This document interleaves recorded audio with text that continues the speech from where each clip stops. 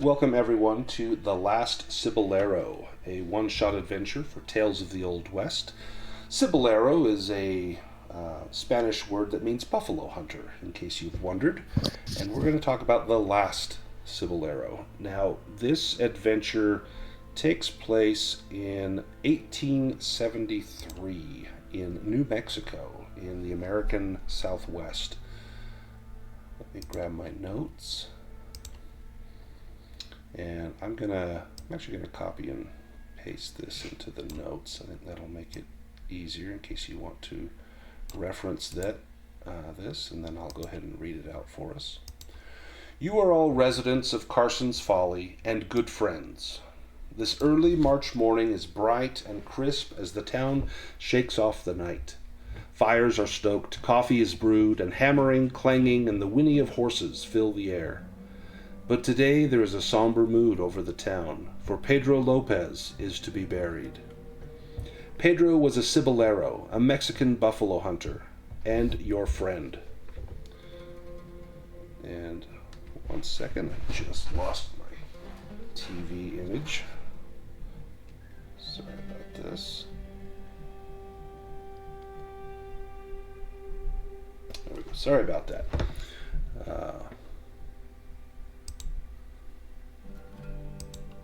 My screen went black, but I got it back. Okay.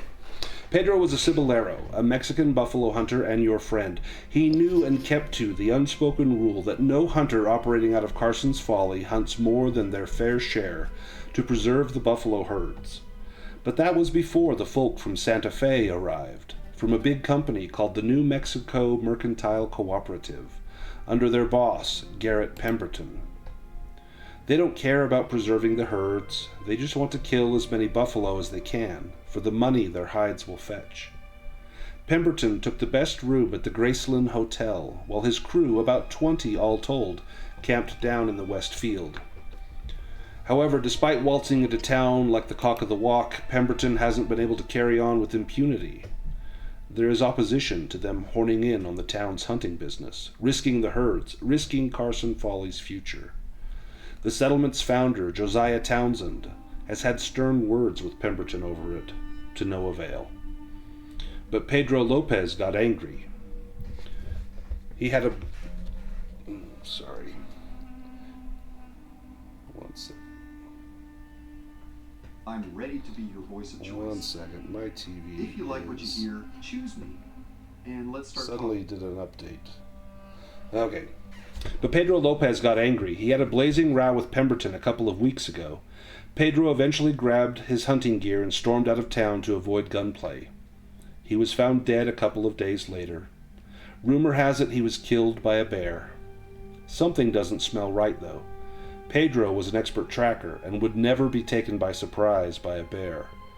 And he was found in Dawson Canyon, to the southwest of town, when his hunting route should have taken him southeast. A few days ago, Ramon Osorio, Luis's brother, went out to the plains to see what Pemberton's men are doing. He said he'd be back for Pedro's funeral, but he hasn't returned yet. Now, let me take us to a map of Carson's Folly.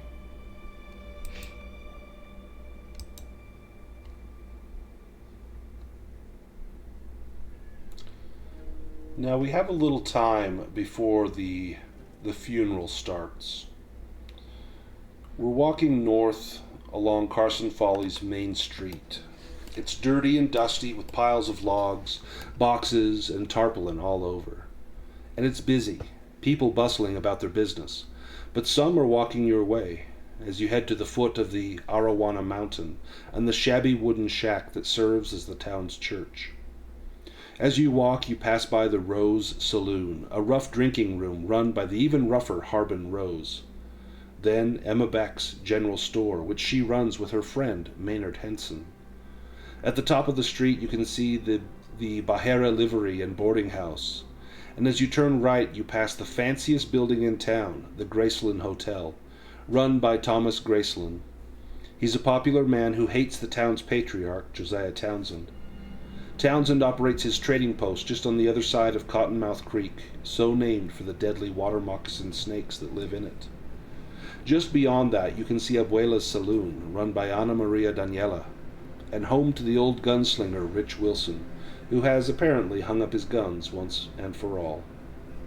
You pass over the creek on the flimsy boards that serve as a bridge and turn north again. You follow the dusty trail up to the cemetery to say one final goodbye to your old friend. As you reach the church house, you see Lopez's body in a rough wooden casket, awaiting burial. Father Henny comes up and asks you if you've had any news from what may have befallen Pedro. Even the townsfolk aren't buying this story of a bear. And he looks first at Ulysses and says, "What do you think, senor?" Well, did he mean Ramon? I believe Pedro is the one that got buried, right? No, we're coming here for Pedro's funeral. He's going to be buried today. That's why we're here. Oh, I see. I don't think that a bear got him. Certainly not. But I don't know quite what to make of it. Well, you can see the body for yourself. And he gestures to this body in the wooden casket. And he... Well, I guess I could take a look. I know what it looks like when a bear's gotten something. Does it look like this man died from a bear attack? Well, as you approach the body, give me a doctrine roll.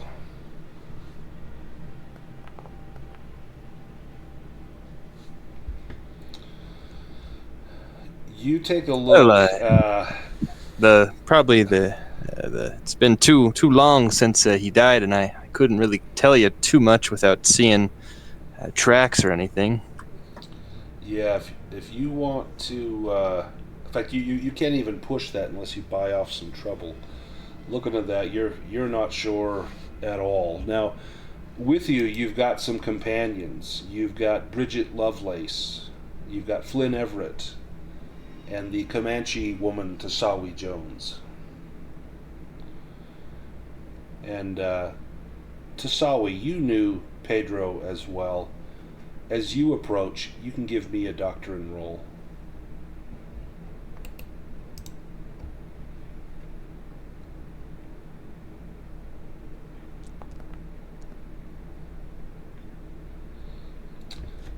So that's a fail as well. If you want to push that, you can. I'll leave that up to you.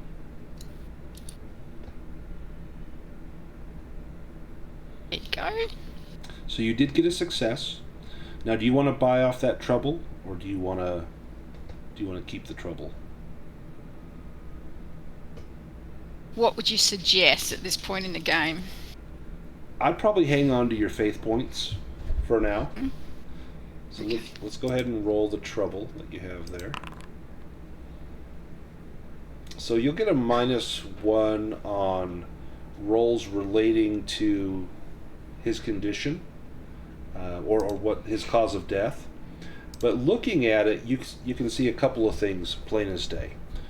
You can see that there is signs of a knife wound in his back, and there's a lot of scratches and bite marks and tears in his flesh, but it looks like he may have been dead before the bear mauled him. I handle his body very respectfully, and I call over to the others, come and look at this, no bear did this. Bridget, as you walk up, what's your first thought? Well, I guess I'll look for the knife wound that she found. Give me a doctrine roll as you look at that. Ooh, look at that. Now, if you get 3 6s like that, you earn an additional faith point. So you should now have 5 faith points, Bridget. Yeah. So with a critical success, you confirm these findings, that there are knife wounds in his back, but there's one in his neck. And you know that this whole thing, this is a setup. The knife blow killed him, but the mauling wasn't done by a bear. This was inflicted with rocks, tools, and other heavy objects. This was made to look like a bear, but you know with a certainty this was not done by a bear.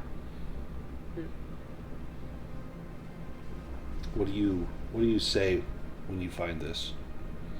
I guess I'll just say this definitely wasn't done by a bear. It might look like that, but this was done on purpose to make it look like it was a bear. But this was definitely done by a person.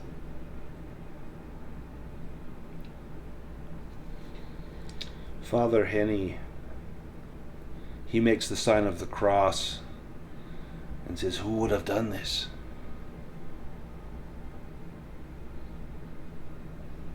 Well, I don't think anyone from the town would have done it. No. The townsfolk, they loved Pedro. He was a good man. Ramon, he went off hoping he could see what the Pemberton's men were doing. It is thought that perhaps they are responsible. He said he would be here, but he has not come back yet. I worry for Ramon as well. He would be here to see his brother to the ancestors if he could. Absolutely. I think we need to go looking. Now, Flynn, as you are seeing this evidence and hearing this discussion, what does Flynn think about all this? I'm thinking this is not really a good place to be right now. Right. I'd rather be I'd rather be out there looking for who did this than hanging around here. Yeah, I feel uncomfortable with this whole thing. Being here is just, this is a tragedy. It was tragic enough if it were a bear, but this looks like murder, and a crude attempt to disguise this murder.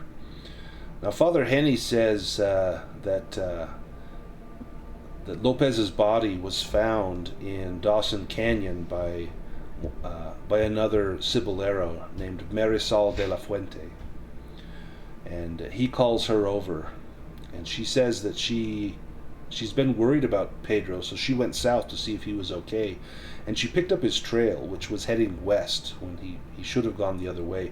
She followed it to Dawson's Canyon, where she found his body fallen in a gully. There was no sign of Pedro's gear or his horse, and she goes into great detail about his horse. It was a gray Mustang named Tango. He had a distinctive mottling on his flanks. She says it looked like a spatula.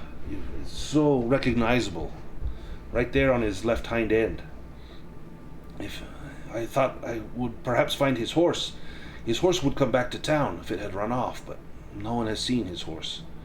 And I saw no signs of a bear either. There was no scat, there was no markings, no tracks, nothing.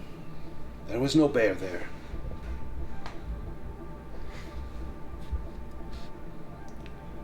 If there was no tracks, how did he get there without anybody taking him there or something dropping him off?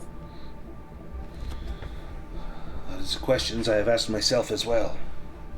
I do not know. Father Henny comes over and says, "It is time for the funeral. Please, everyone, take your seats. The service will be brief." Can I just put him back? Put him back together just neatly, because of course we've moved him around a lot trying to work out what had happened, and you can see that my hands are shaking quite a lot. I was very fond of this person. Yeah, in fact, I'm going to have you give me a roll for that. And you're going to have a -1 penalty on this. This is going to be a performance roll, as you are trying to get this back as well as you can. And so right-click on performance and put a -1 as a modifier in there. -1. Oh, you still got a success. That's all you needed. Oh, good. Got a success. You get the body put back very reverently. You know this is how he's going to go into the earth, and you want him to look as serene as possible. I know his brother would want that. Oh, yeah. Now, as As you everybody's starting to move off, looking around, Flynn's looking up and around into the hills. He's looking around across, wondering if there's anyone watching this from a vantage point. give me a Hawkeye roll.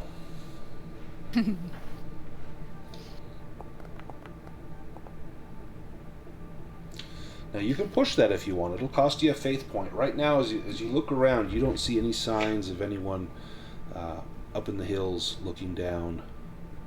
But if you want to push that, you can. Flynn lets it be. If you put now here's the penalty as well. If you push, you may roll trouble. You will roll trouble dice. You may roll some skulls. And so, if that's always the risk here, you may spend a point of faith and get 1 or 2 or 3 skulls. Flynn's going to let it be. He's just going to put his head down and walk in with the rest. Now, many of the townsfolk have come out for Pedro's funeral, but you also see other folk from town. You see the company man, Garrett Pemberton, is also in attendance, and he comes in with some of his henchmen, for lack of a better term. Let me take us back to our landing page. I'm going to pull out Garrett Pemberton, and he comes in with Bjorn Melker and Darren Valentine. And they come and they sit in on the funeral as well. You've got the scar-faced old-timer Darren Valentine and the man with the scruffy blonde beard, Bjorn Melker. There's angry murmurs at Pemberton's presence as Father Henny stands over the grave and takes the service, committing poor Lopez to the earth. And while Pemberton is respectful, you notice Valentine and Melker almost being obvious with their disruptiveness, loud yawning, giggling, nudging, and casting glances at each other during the proceedings. Now, some of the townsfolk, they notice this right away, and this does not go unnoticed. And the mourning congregation, you can hear murmurs from the crowd. And Father Henny quickly commits Pedro's body to the ground, and the crowd rises as one and begins to speak angrily to one another. And the first person to approach Pemberton is Marisol de la Fuente, who found Pedro's body. She strides over, pushes him in the chest, and demands an apology. And you can tell this situation is very quickly going to get out of hand. Let's go to Bridget. What do you do? I'll go over and I'll try to, I guess, kind of contain it, hold back, Marisol, and, I'll say to them, this is a funeral, try to show some respect.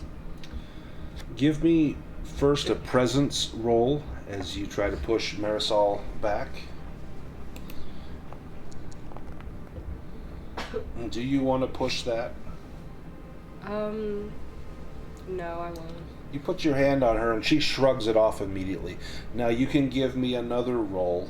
This is going to be performing. This is as you try and this is not the time or place. You tell them. Okay, you do get a success there. Nice. Now, Marisol looks at you and you can tell she just wants to speak her mind, but she recognizes the wisdom in your words, that this is not the time or the place. There will be a time and place, but it's not here. And she snarls a little bit at Pemberton and then turns and walks away. Now, what about Ulysses? Well, I think that I want to just kind of observe the situation. I'm looking at these 2 hired guns, see if either of them carries a large knife that might match the wounds we found on Pedro. Give me a Hawkeye roll with a -1 modifier. That's so right-click Hawkeye and then put a -1 in there.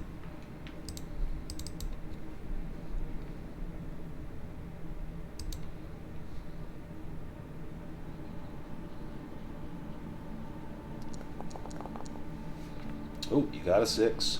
Now, you did, so that's a success. You don't need to push that. Yeah, you can see that both of them have pistols in holsters on the right-hand side. On the left-hand side, you can see the sheath of a knife coming down and tied around their leg, just like their holster is. They're both packing knives, and they look like large knives. These could have been the knives that had done it. You wouldn't know for sure unless you could examine them up close, but you definitely spot knives on these two gentlemen.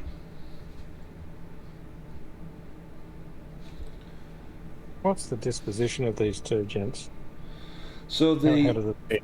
So let me get their names up here. So Darren Valentine, he's being belligerent.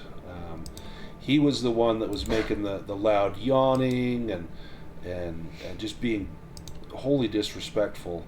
And the other, Bjorn, he was the one that was kind of giggling and snickering throughout. Both of these guys are just, they're here just to stir up trouble. You think they're probably trying to intimidate the other Ciboleros. Pemberton, if he's working for the New Mexico Mercantile Group, they're looking to turn a profit. They don't care if they are good stewards of the land. They just want as many hides as they can get. And we know that eventually the buffalo were all but exterminated from the plains. This is a few years before that, but it's men like this that led to that.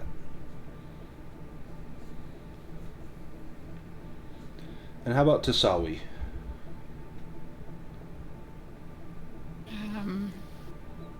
This church is a place that I understand is a place where people are respectful, but Yeah. This is a little bit white person business in here. Yep. Yeah, this is not how you would worship or how you would treat death. I'm sitting in a back pew. I wouldn't lean against the doorway or anything like that. That would be disrespectful, but I'm just sitting quietly and I'm watching. Give me a Hawkeye roll.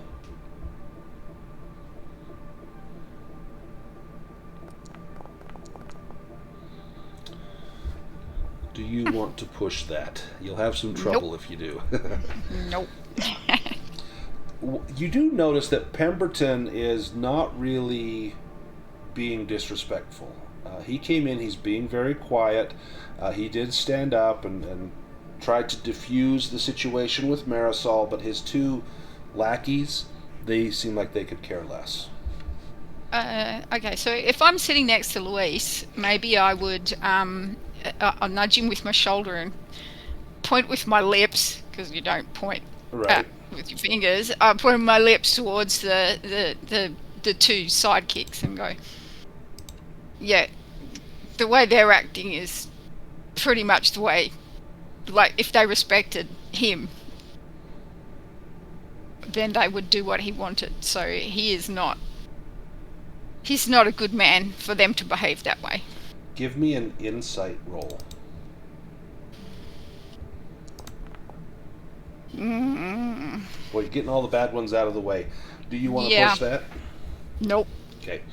You feel that is an accurate assessment, that they are doing this at the behest of Pemberton, and he has to give on airs of being the good cop and they're the bad cops kind of thing. Mm-hmm.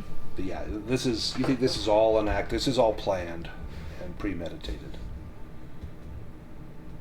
Pemberton takes his men and they leave. They both, with a little nod of their head and a tip of the brim of their hats, they head out into town, and you can hear them chuckling as they leave, talking about going and getting drunk. And it's still early morning, but these two men feel like they have the run of the town. Now, Josiah Townsend, he is essentially the elected leader here in town. He approaches and says, "We have a problem. Ramon Osorio, he didn't show up for the funeral. He was close friends with Pedro. He would not willingly miss this funeral. Do you mind going and look for him? I want to make sure he's okay. We don't need to have another one of these services here in the next few days."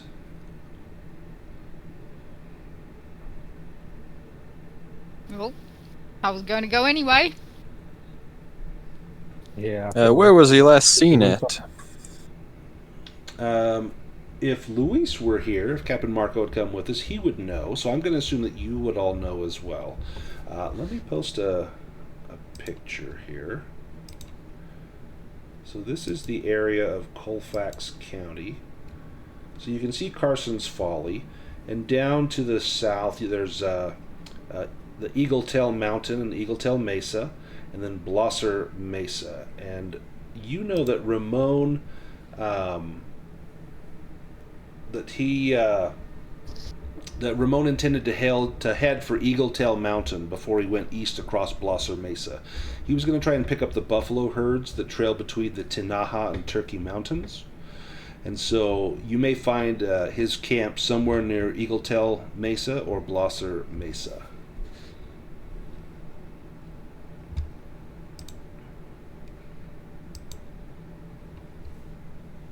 Well, whoever's going, I'm going with you. All right, let me pull up that same map here. And sorry, this is kind of low resolution. There was not a high resolution image of this map. I had to cut and paste it from the PDF. So sorry that it's a little blurry there, but we still get the gist from Carson's Folly where we want to go. We can travel roughly 15 miles on horseback per day, and it's going to take us a couple days to get there. From Carson's Folly, the first day we could get to about the where the river joins there, to about, oh, come on, leave it on there. Yeah, get to about that point of the river, and then it'll take us another day or so to get downriver, and then about another day to get to Eagle Tail Mesa. So to ride, we need to make some animal handling rolls. Now your mounts will have different modifiers based on, you know, if they're a Mustang, you got penalties. We're not gonna bother with that. We're gonna make this easy. I just need animal handling rolls from everybody to make sure that you can get your mount. Oh my goodness, that's a success for Ulysses, but boy, your horse does not like this journey. Maybe there's a burr in the blanket. Ulysses, you do get a success, and Bridget, you get a fail. Flynn, you get a success. You actually have a stunt on there. You got 2 successes, so you can get a +1 bonus later on to make another animal handling roll, or you can try to impress someone with your prowess. How do I record that? We'll have to just remember that you get that +1. We'll have another roll coming up here. Now, Tasawi, you also, same thing. You do a really good job. You can get a +1 on your next animal handling roll, or you can, do something impressive. Leap over a small ravine, or gallop in circles. Unfortunately, Bridget, you're struggling here. Do you want to push this roll? You've already got 2 points of trouble. You can buy off some trouble. You can push it. Otherwise, you may have a mishap on the way. I'll push it. Okay, now, so there you got a success, but now do you want to buy off those 2 points of trouble? Or do you want to take the trouble? I'll just take the trouble. Okay, so let's roll the trouble. You've made such a pig's ear of the situation that the object of your efforts, so your horse dismisses you. You cannot try to influence them for at least 24 hours. So your horse is very obstinate with this. And so you're going to have to make camp over here at the kind of the crossroads of the river, and see what you can do to settle your horse down. He does not want anything else to do with this. So as we, wrong button here. I want this one. As we go from Carson's Folly down to the river, we get to about here after the first day. Now we will need to make a roll to camp out for the night.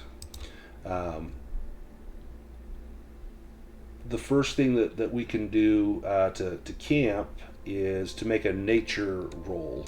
And as we only need one person to do this, so whoever wants to try and make camp, it's a nature roll. If you succeed, we all sleep great. If not, then we have a rough night, and we'll have a -1 on all rolls the next day until we get a good night's sleep. Who feels like staking out a camp? Who's got a good nature? I got a 1. I got a 2. I'll have a crack. Ulysses wouldn't mind. He's got a talent that helps him somewhat with this. Yeah. What is your talent? He's got the mountain folk talent, so he gains a +1 bonus to nature and resilience tests when in the wilderness. Nice. So go ahead and you can roll that with +1 bonus. It may ask you to add that bonus when you click on it.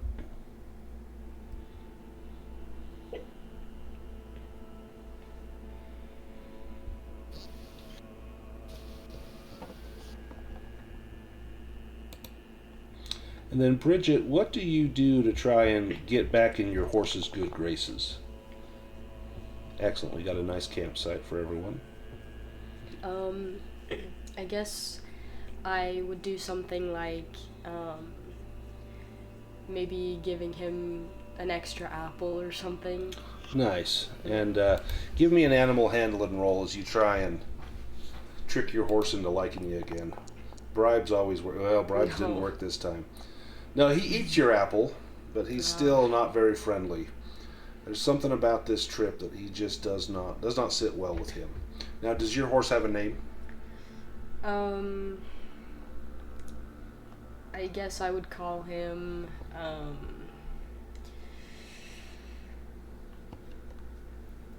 I'll call him like Barley or something. Barley? Excellent. So Barley's being difficult. And you give him that apple. Maybe you walk with him away, so it'll slow us down a little bit. Your horse does not want to be ridden the next day. So we're only going to be able to travel about half the normal distance. Can I help by? I mean, horses are. I ride horses all day as a ranch hand. So, can I help her? Give her some lessons, maybe, as we go along. Let's have Tasawi make an animal handling roll. Okay.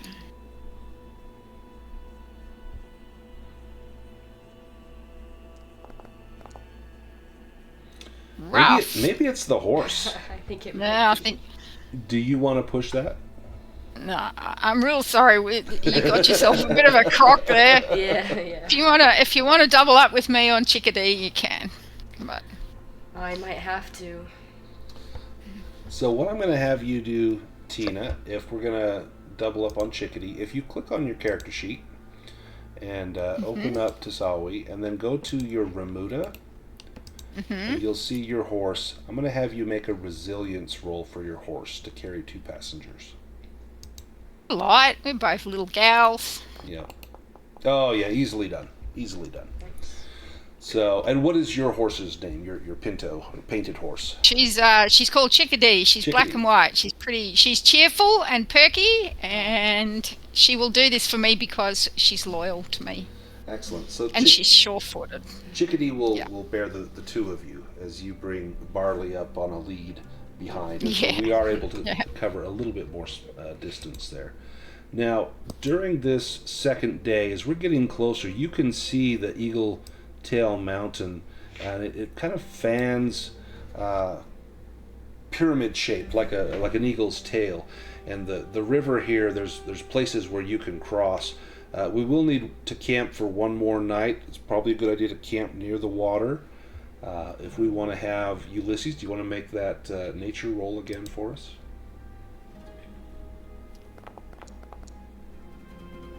Got the success. We just need the 1. This night, as we're around the campfire, Flynn, you and Ulysses began to have a brief conversation about the buffalo. And Ulysses, what's your feeling on the buffalo? And this may come from either your faith or your big dream. Well, I would see that the land is protected and restored. Having witnessed the fate of the buffalo further north when the railroads came through, I know that most of them are wiped out. So I'd see that the remaining herds are managed correctly. And Flynn, what do you think about that? Look, God has been not smiling on me over the last few years of my life, so I'm always expecting the worst to happen. But I will support any efforts that anyone makes. Now, you've all had your fair share of hardships, and Bridget, what hardships have you had? Well, 11 years ago, I was left on my own when my folks died, and I've had to fend for myself ever since, and that's how I became a grifter. And Tasawi, what hardships have you had in your life? Well, trying to prove myself, I came and was a scout for the white people's armies, and my people have rejected me for that. I thought I would go back a hero, but I was not. And I'm still hanging out with the white folks here and trying to work out how to get back. As you're having these heartfelt conversations around the table, let me have all of you give me a Hawkeye roll.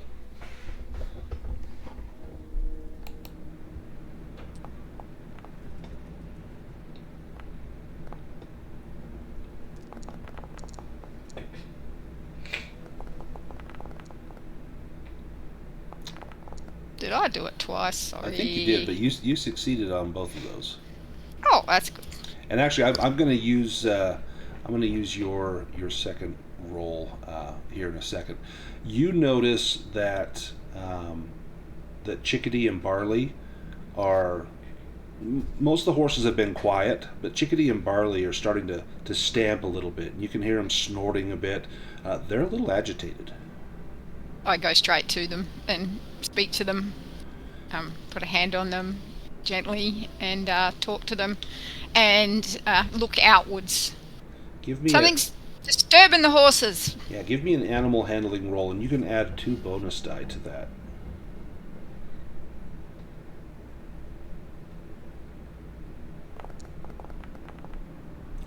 Yeah, these horses are being disturbed, and it's not the fire, it's not your conversation. There's something out in the dark that has them on edge. What do you all do? Draw my rifle? Well, pull my rifle up off my back, I guess. Okay. Yeah, I pull out my sawn off. What about Bridget and Ulysses? I will also take out my weapon. And Ulysses, what about you? I'll see if I can't spot what it is. It's if it's perhaps a wild animal or what might have them on edge. Give me a nature roll.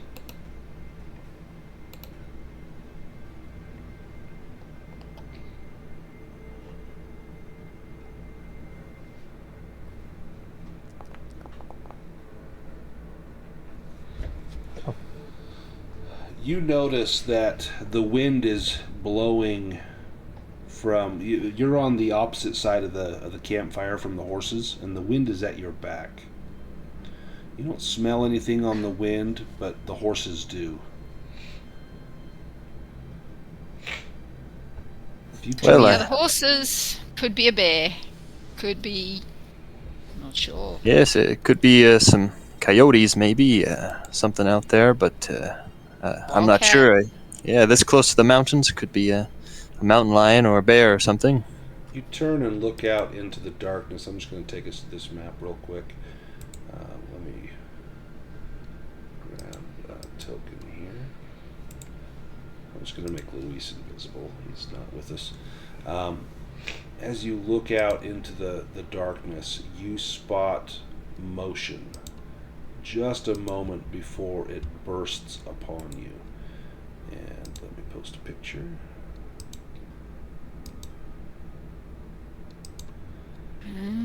It is a mountain lion. And the mountain lion is going to leap right at Ulysses. Ulysses, because you were expecting this, you can give me a move roll to try and get out of the way.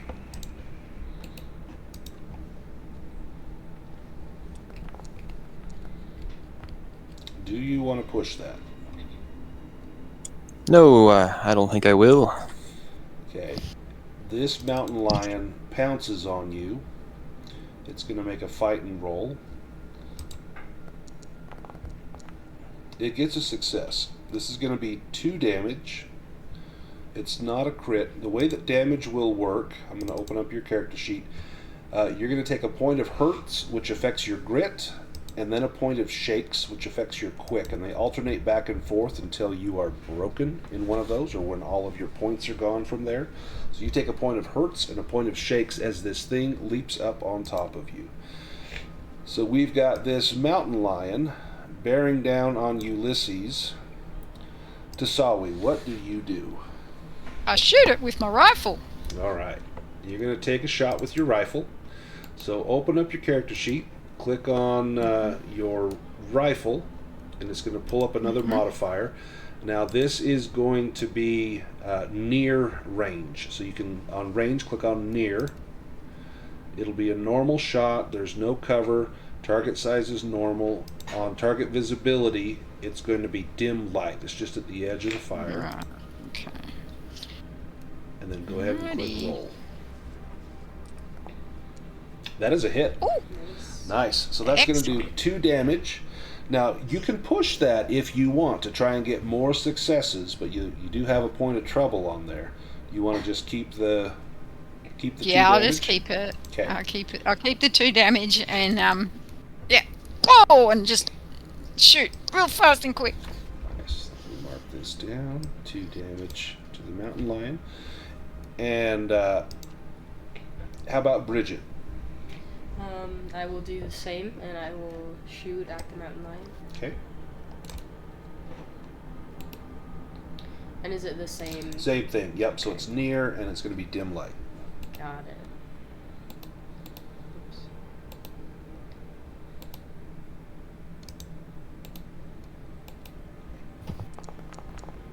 That's a lot of dice. Oh my goodness. Nice. Okay.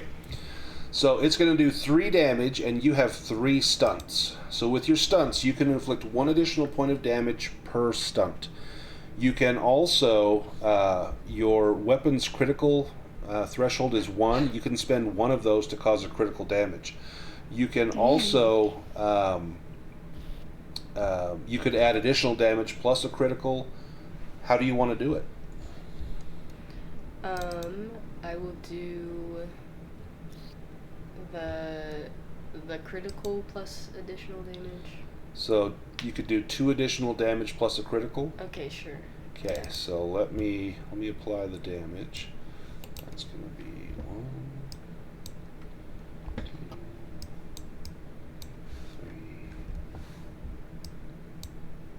3, 4, 5. Let's roll a critical. There's a table that we draw on. You get it in the lower leg. It is not fatal, but you have dropped its grit down to 0. So this mountain lion is effectively broken. So he rolls off of Ulysses, growling and hissing. He's not dead, but he is badly wounded. Now, Flynn, you can see this beast. He's probably not going to survive these injuries. He is down and hurting. What do you do? I will come up a little bit closer and just aim straight into the head. And Perfect. With a headshot to finish it off. Now, if this were a person, if you're doing a coup de grace, trying to take out a person, you need to make a docility roll, and you need to fail that. If you pass that, then you're like, no, I can't do this. But this is an animal. You're a homesteader. You're used to, livestock doesn't kill itself to be butchered. You've got to do this. And so you're able to do this without having to make that docility roll. And as you put this thing down mercifully, it expires in a heap. And Ulysses, you've lost a couple points, but you'll recover those relatively quickly. It just takes a matter of time to get those back. So you'll have those back by the time you go to bed. So I'm going to restore those points to you right now.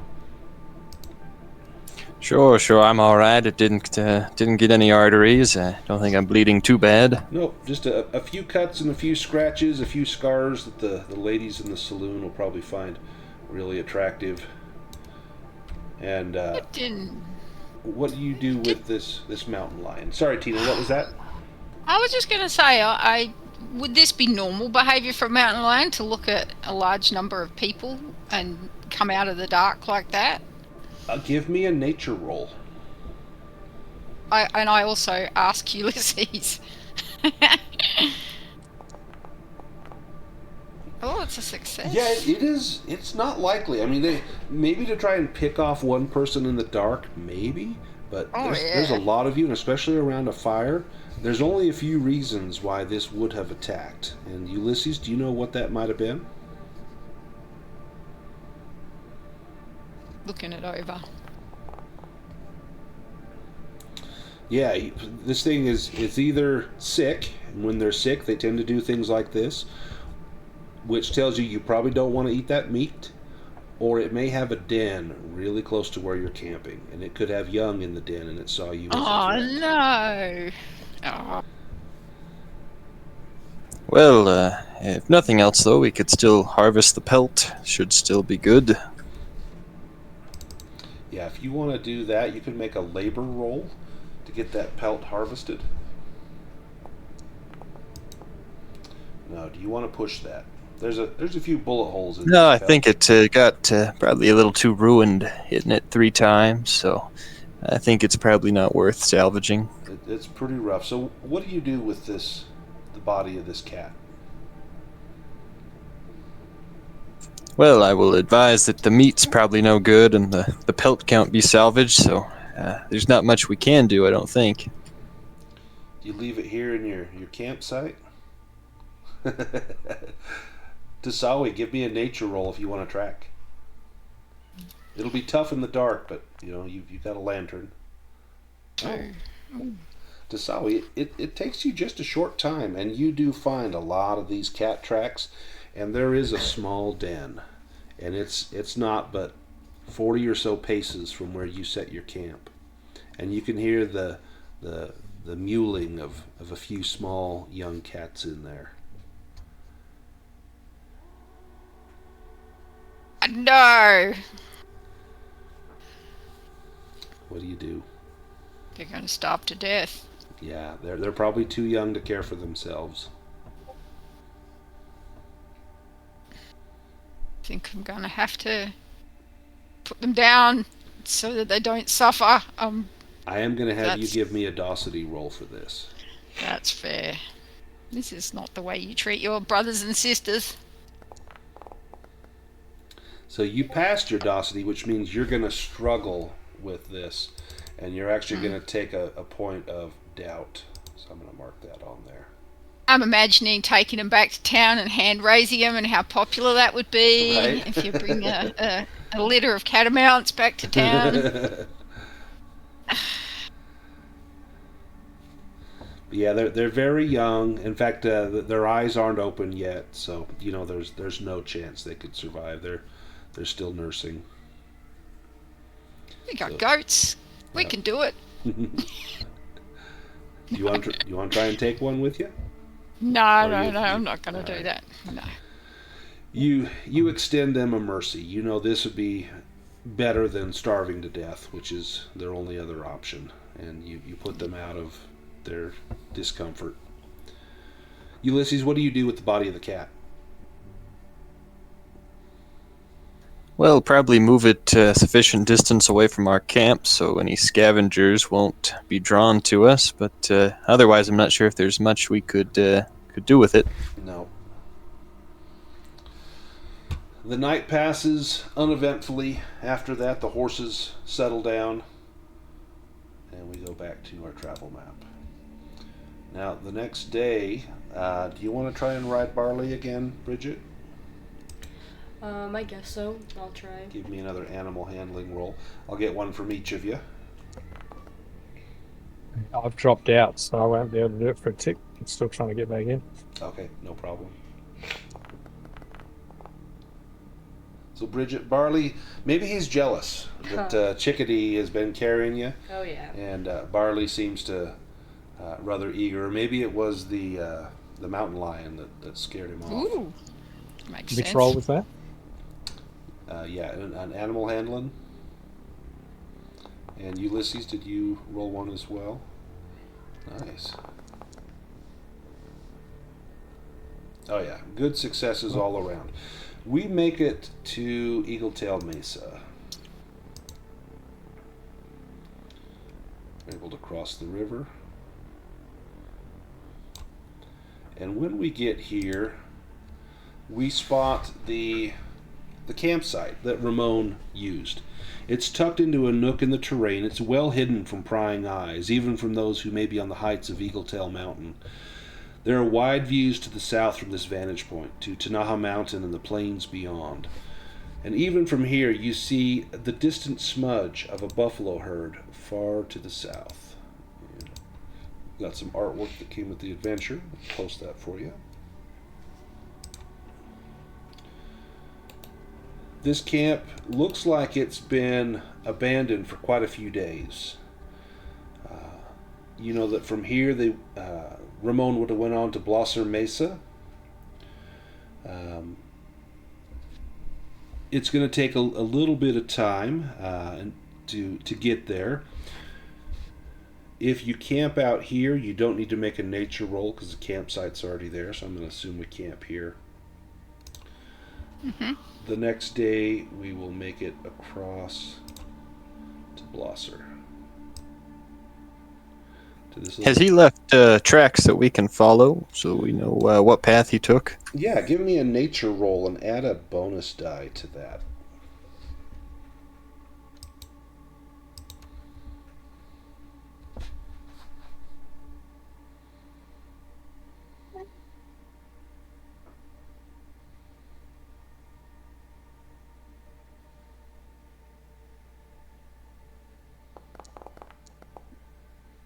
Got it. With an extra success. Not just tracks, but he left trail sign. And you know that these are frequently left by people who want others to know the way that they pass. So he may break off a few sticks to make an arrow pointing in a certain direction, or he may be sure to leave distinguishing marks where he may have passed, whether he breaks off a branch of a scrub brush, or leaves good solid hoof prints in the sand. But you easily able to follow this with that roll. Now the camp on Blosser Mesa, this is equally well situated, with a shielding cleft of rocks that protects from both the elements and from prying eyes. However, unlike the camp at Eagletail Mountain, this place is a shambles. Equipment is strewn all over, and you see the body of a horse that lies dead, and dried blood stains the dust. I can have Is all it of Tango? you go and look. This is not Tango. Phew. No, this is a dark brown Mustang, and you recognize this horse. His name was Santa Ana. This is Ramon's Mustang, and there's a thick trail of blood that heads down to the plain. Let me have Tasawi give me a Hawkeye roll.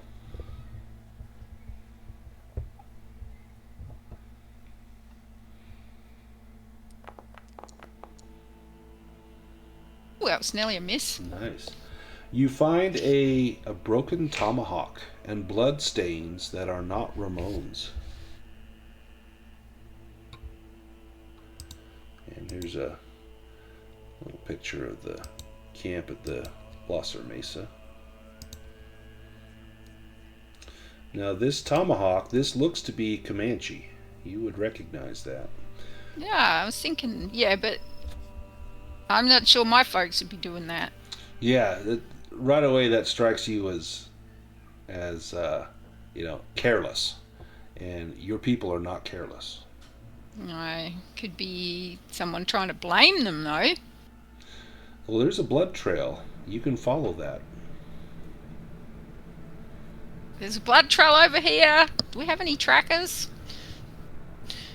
I think we have one tracker. I think Ulysses is our tracker. Okay. Yes, I could follow the trail. I point with my chin. Blood. Going that way. Is that a nature roll? Yes, please.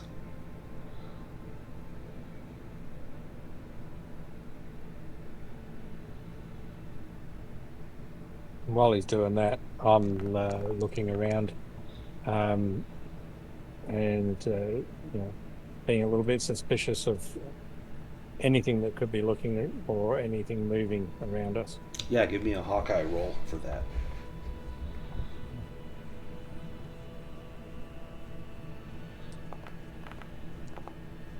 I'm not seeing any of these rolls happen. You don't see the dice? No. Try refreshing your browser page. If you do F5, it should refresh that. You both got a success. So with the nature roll, Ulysses, you're able to follow this blood trail relatively easily. And Flynn, your Hawkeye roll, you see a couple of things. First thing you see is after you come over a small rise, you see the plain before you is filled with carcass after carcass of skinned buffalo. Their hides have been torn away and the remains have been left to stink in the sunshine. This is both a terrible slaughter and a waste of that meat and bone. And then before the carnage, at the bottom of the mesa's slope, Ulysses, you find Ramon's dead body. He has bullet wounds to his legs and gut, and 2 arrows embedded in his chest, and he's been roughly scalped. Now, Tasawi, you made an... no, was it Tasawi or Bridget that made the excellent, the critical success on the doctoring roll to look at Pedro's body? Was that Bridget? Yeah, I think that was Bridget. Bridget, give me another doctoring roll.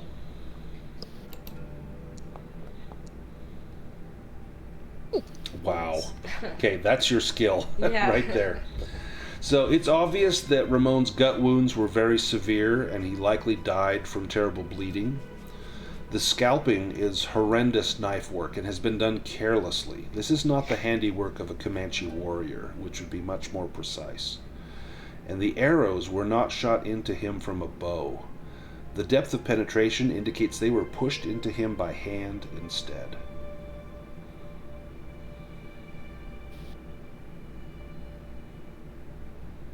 What do you This think? is the devil's work. Yeah, this like the bear. This looks like this was made to look like someone else was responsible for this. A Comanche would be ashamed Mm-hmm. to do this. Now, Bridget, one thing that you notice as you're looking over Ramon's body, his right hand is gripped into a tight fist. And as you peel back his stiff fingers, you see a long tuft of straggly blonde hair. Oh. I'll take that with me for later. Hopefully it will be useful. Was either of the two that were in the church, were that either of those two blonde? Give me a roll to see if you recall that. Let's have you make... what do I want to have you do? Let's do a insight roll. Yes. Let's go back to the landing page. Bjorn Melker had blonde hair and a blonde beard. I mentioned that to everyone to remind them.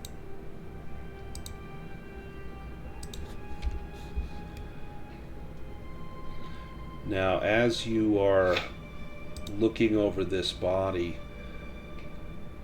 your horses begin to whinny and nicker, and Ulysses, give me a Hawkeye roll.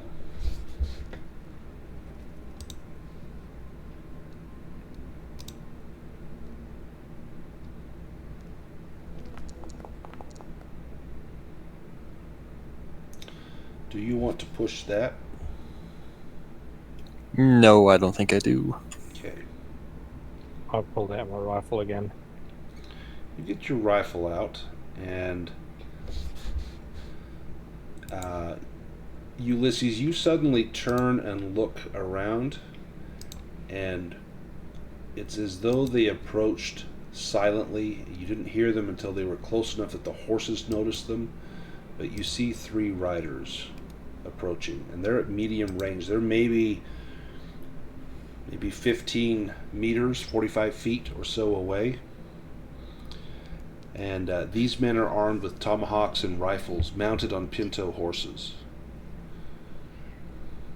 They've got guns leveled at you. Are they my people? They are. In fact, you recall the man in the lead. His English name is Wandering Horse. You remember him from your childhood. He's a battle-scarred warrior who lives to drive settlers from the lands. It's likely he remembers you, but probably considers that you lived with the white man for so long that you must have abandoned the ancestral spirits. You might be the best to try to parley with them as they quickly approach. They can see the bodies of these buffaloes. They can see white folk here. They're putting two and two together. Okay, I step forward. I may die. Yeah, absolutely. What do you do?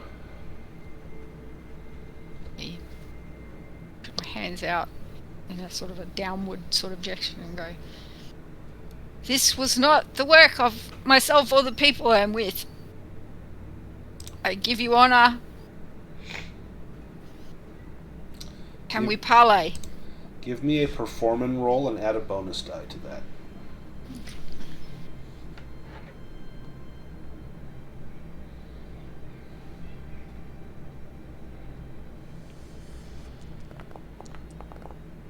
Got it. Just barely. Come see this. Come see what they've done. Trying to put the blame onto you. Wandering Horse comes up and says, "We did not kill your friend. I know that. Look at this scalping. Our kind would not do that. This you know. We witnessed the killing from afar. A group of men on horses ambushed the victim.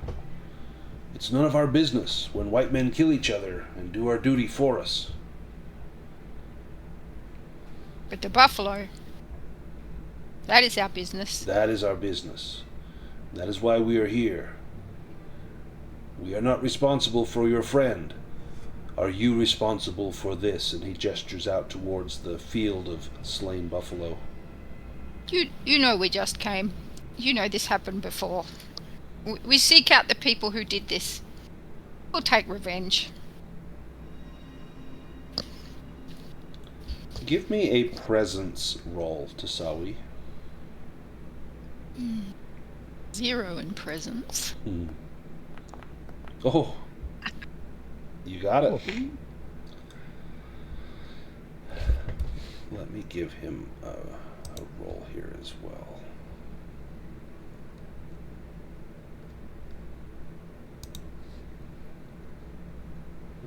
Let's see.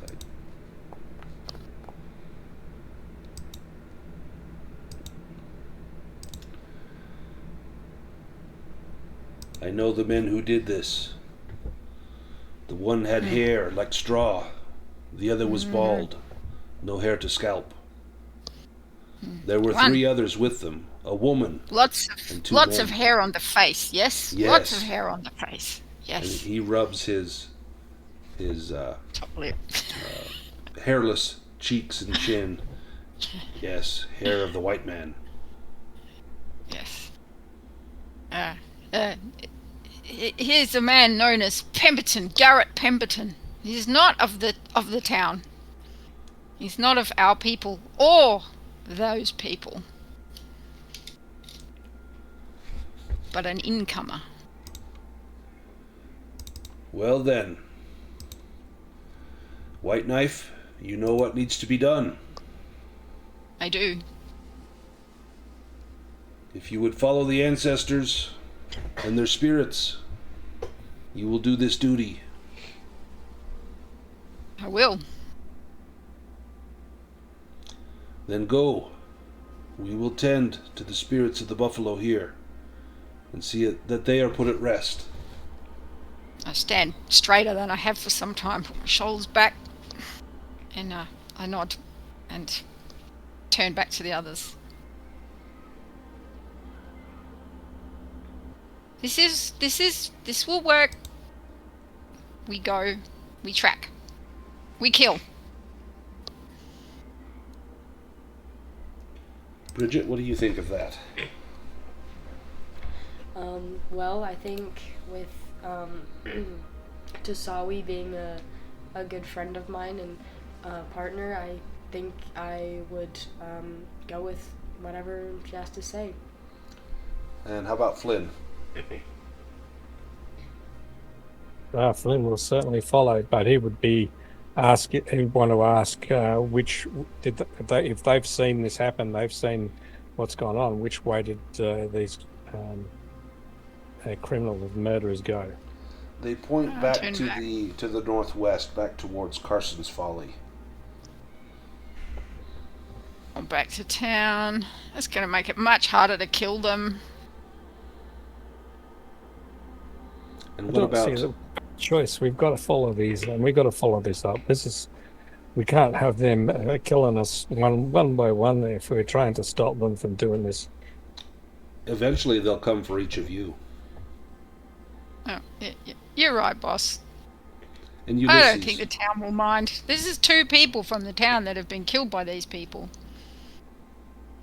2? 2 so far. Right? Yep, Ramon so and far. Pedro. But we need And to, a horse. And a horse. surely we need to have some sort of proof that this is the case. Because if we're going to go killing in town, the sheriff, if there is one, is not going to be too happy about it unless we can prove our case. Look at this bloody hank of straw hair.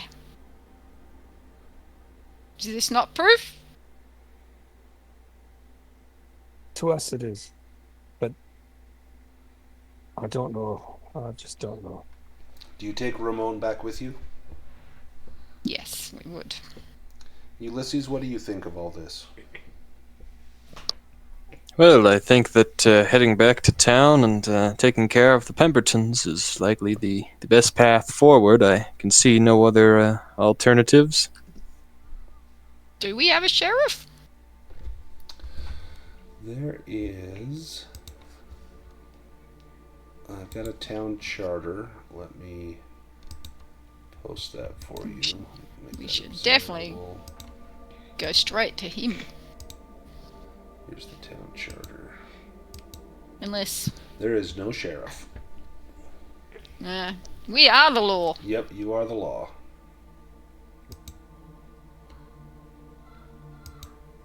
Interesting. I'll be right back. Just got to go to the toilet.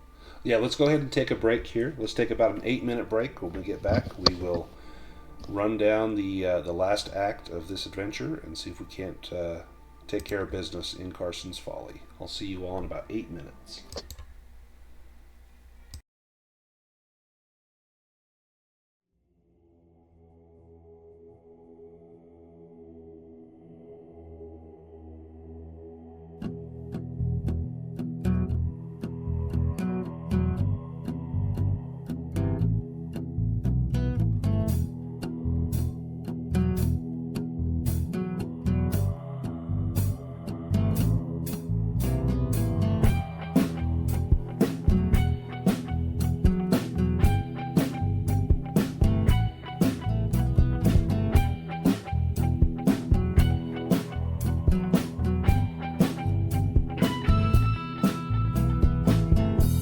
With two-handed sword, I'm headed to the mountains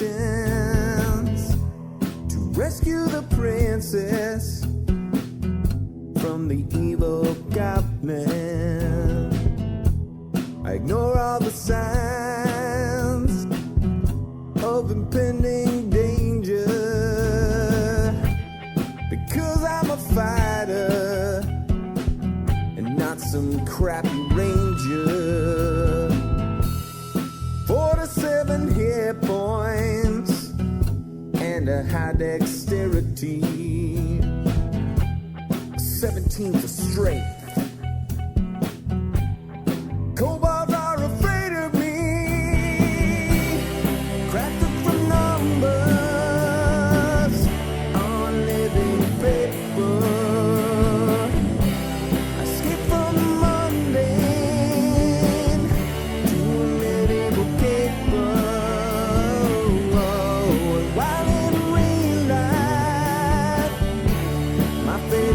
unspoken. Hero roll of the dice and my fate is unspoken.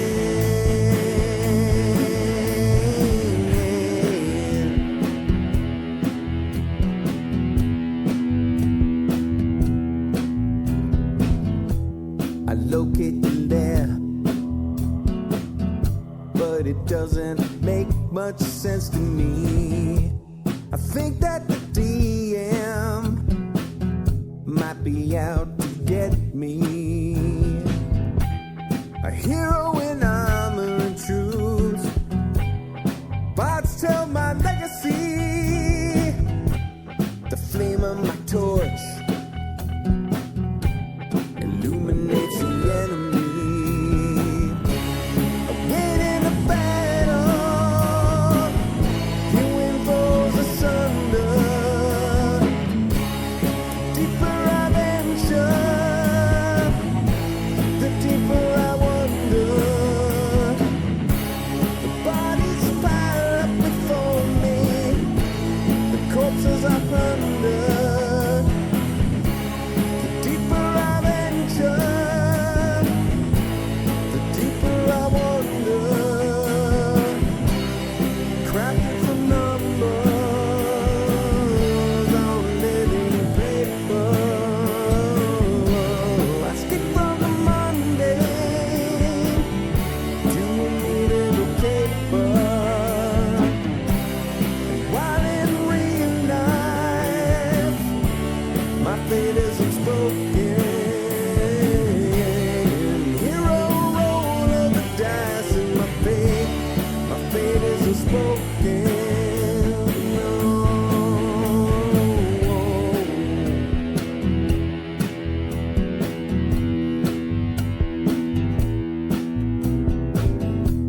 I drink my last potion. I charge through the open gate. The flame of the dragon tried to seal my awful fate. With a handful of dice, 5 times I roll 20. The dragon goes down, the DM no bloody. I leave with the princess, a satchel chock full of gold. We head to the tavern, where my mighty tale unfolds.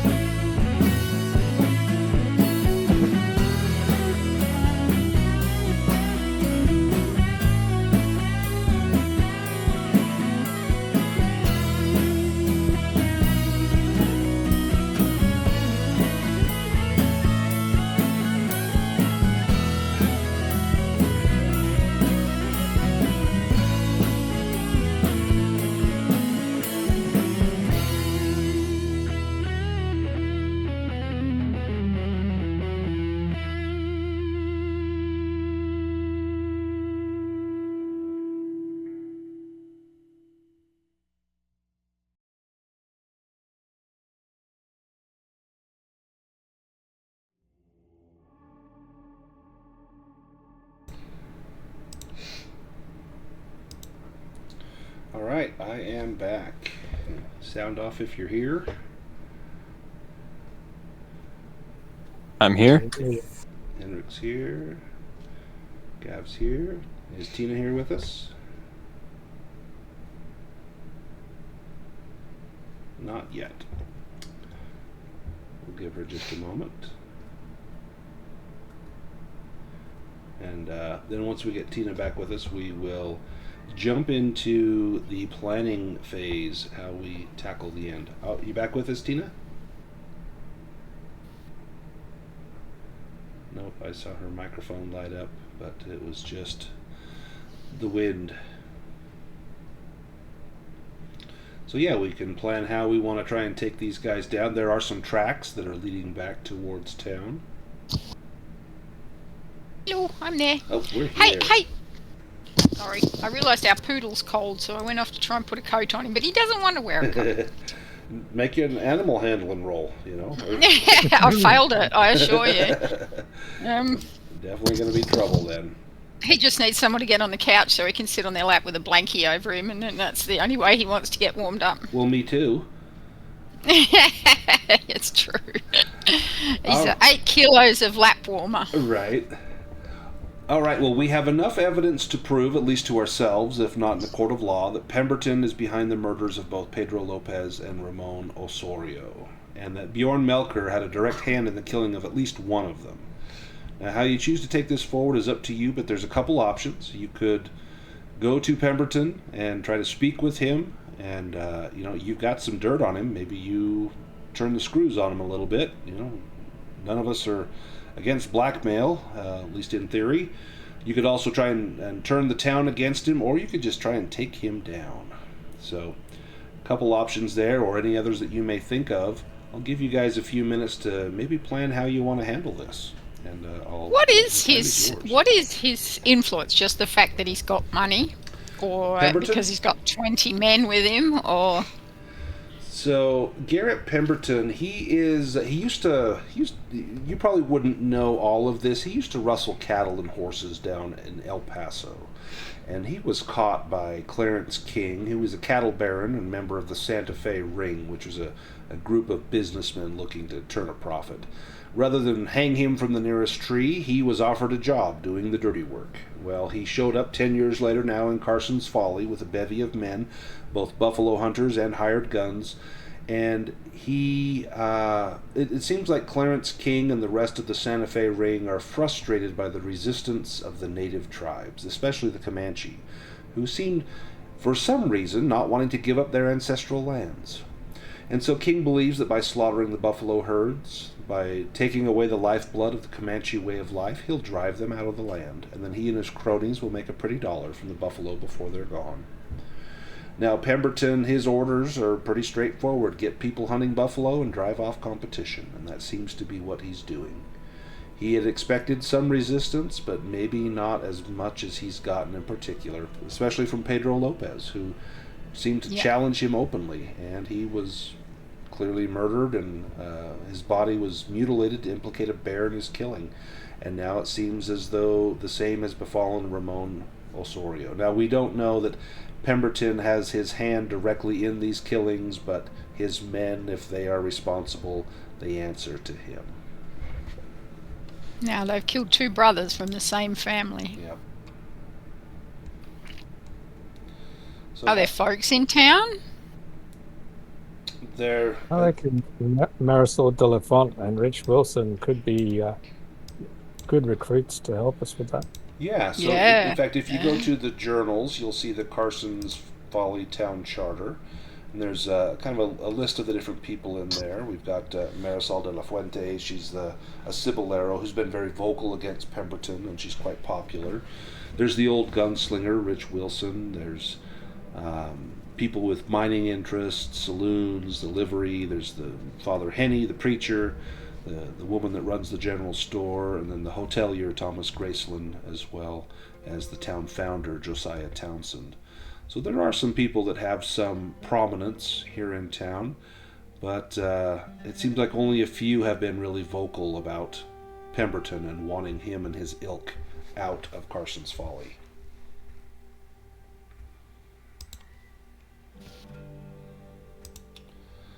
And Pemberton and his henchmen, they all live in town, or Yes, they're all staying at the Graceland Hotel.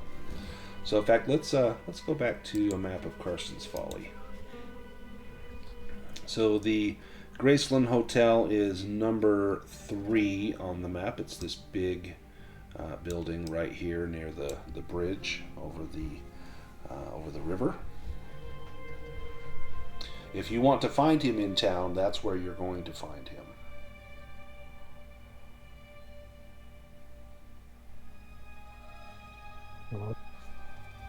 Well, I suggest that's where we head. Now, is the plan to confront Pemberton openly, or I'll let you guys discuss that for a minute. We'll start with Ulysses. What's kind of your thinking as far as a course of action? Well, if we want to confront him, Ulysses would offer to maybe set up a overwatch position on one of the surrounding buildings, and he would be able to provide some cover fire with his rifle. If he's in the hotel, your best vantage is going to be over at the fur trader at number 2, just across the street.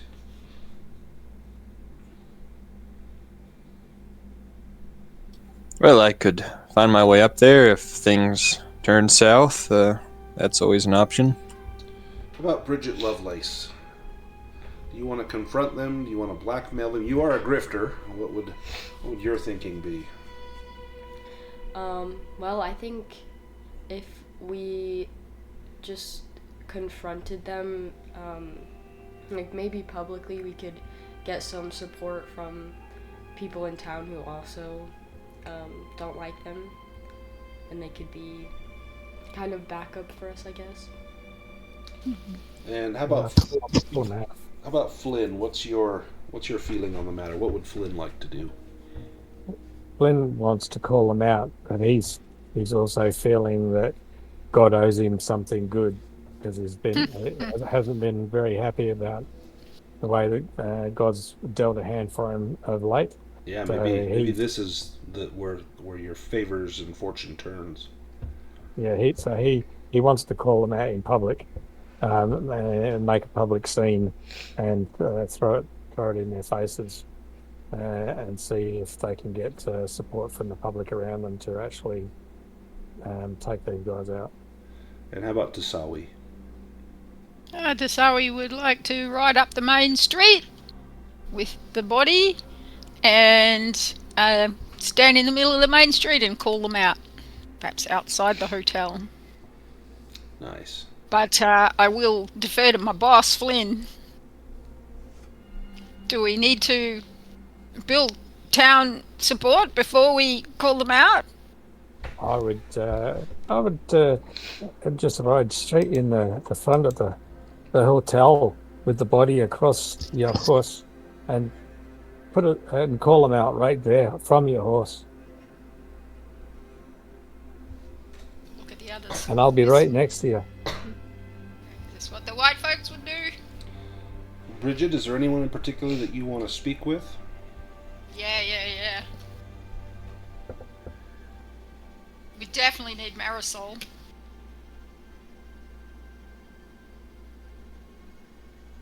Yeah, Marisol for sure.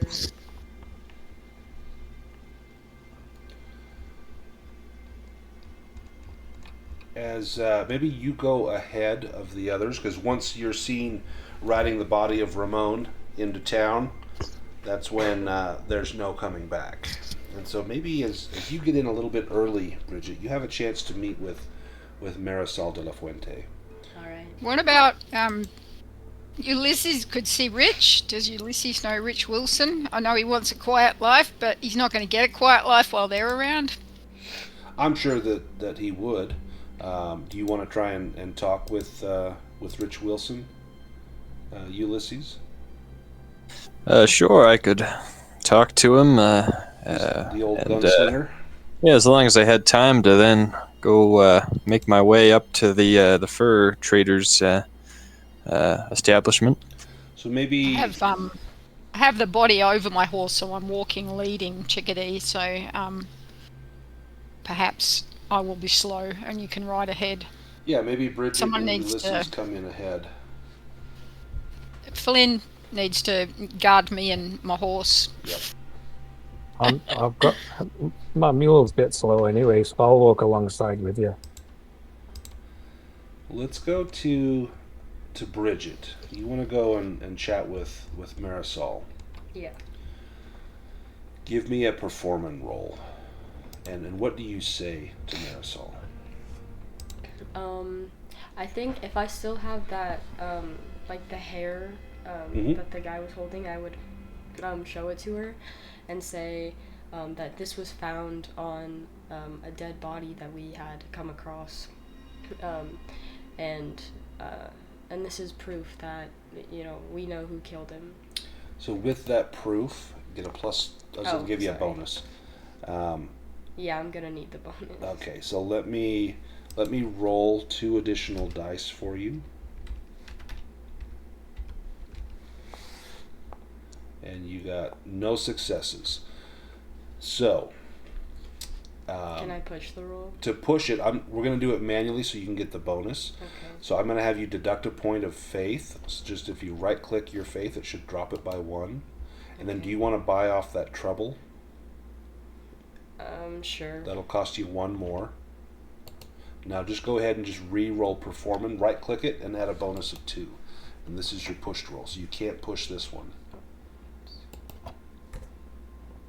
Alright. Oh, Oh no. No.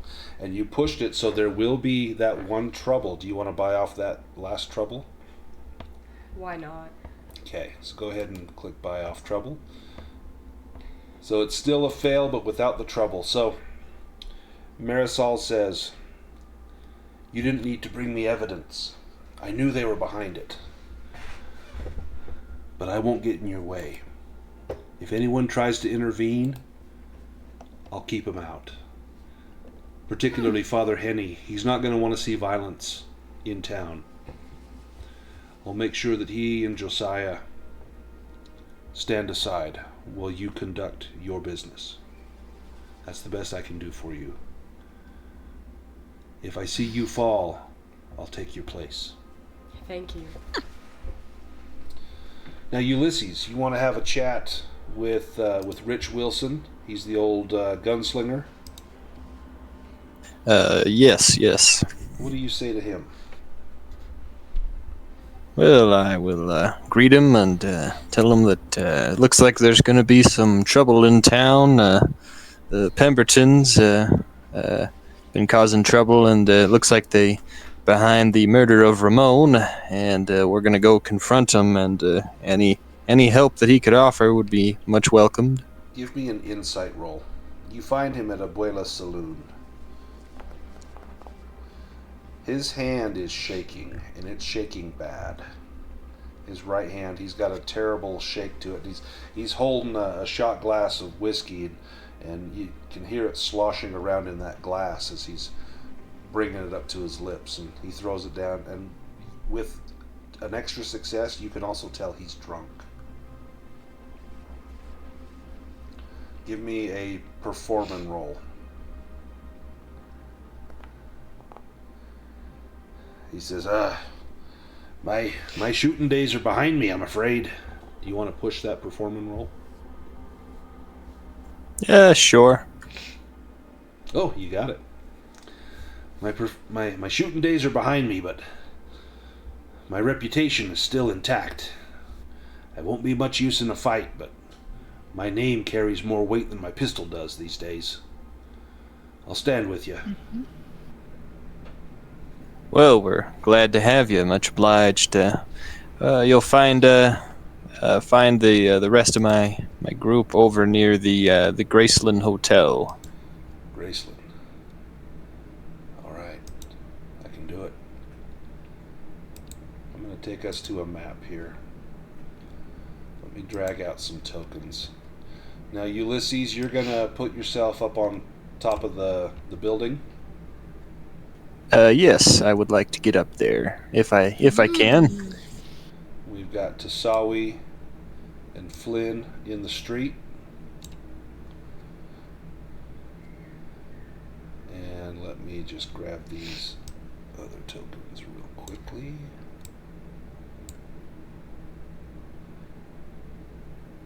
Let's see.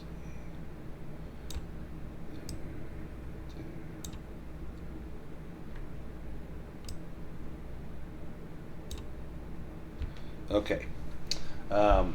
Tasawi and Flynn, you come down the street. Bridget, where are you? I think after going to Marisol, I would want to go stand with Tasawi and Flynn. Okay. Put you back here. Bridget, this is very dangerous. Are you sure you want to? Oh, don't worry, I got this. Now, The Tasawi, confidence of youth. I added a faith point to you because your faith is that the spirits of your ancestors always walk with you.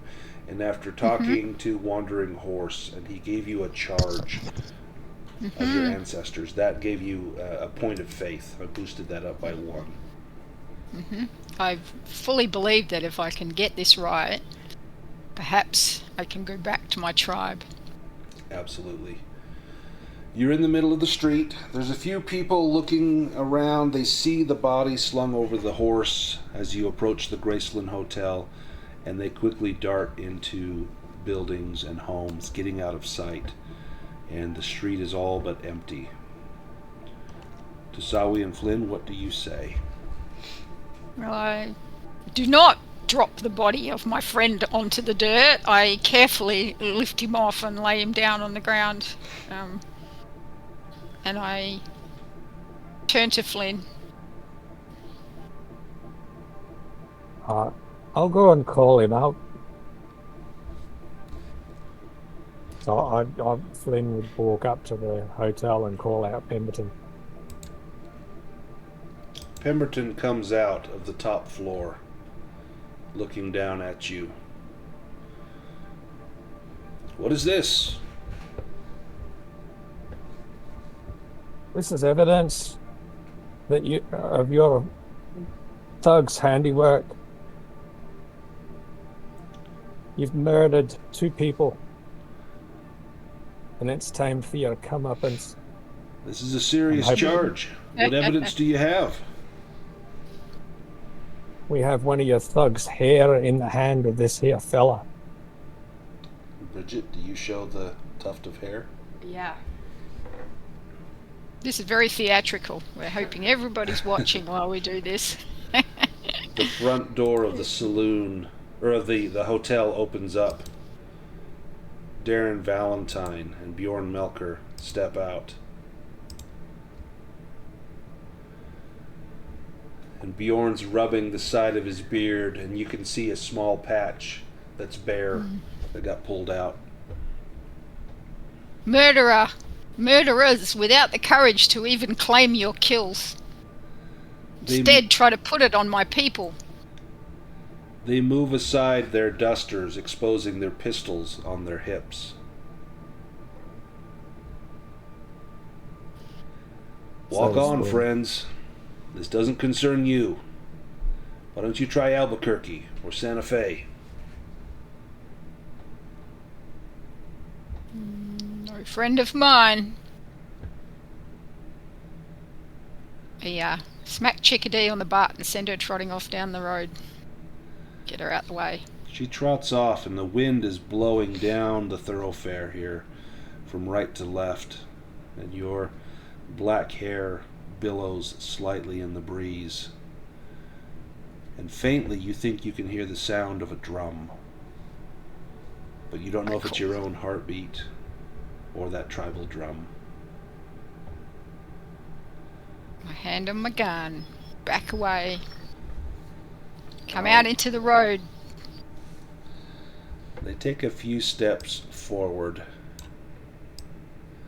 and from the top window, a gun hand approaches Mr. Pemberton.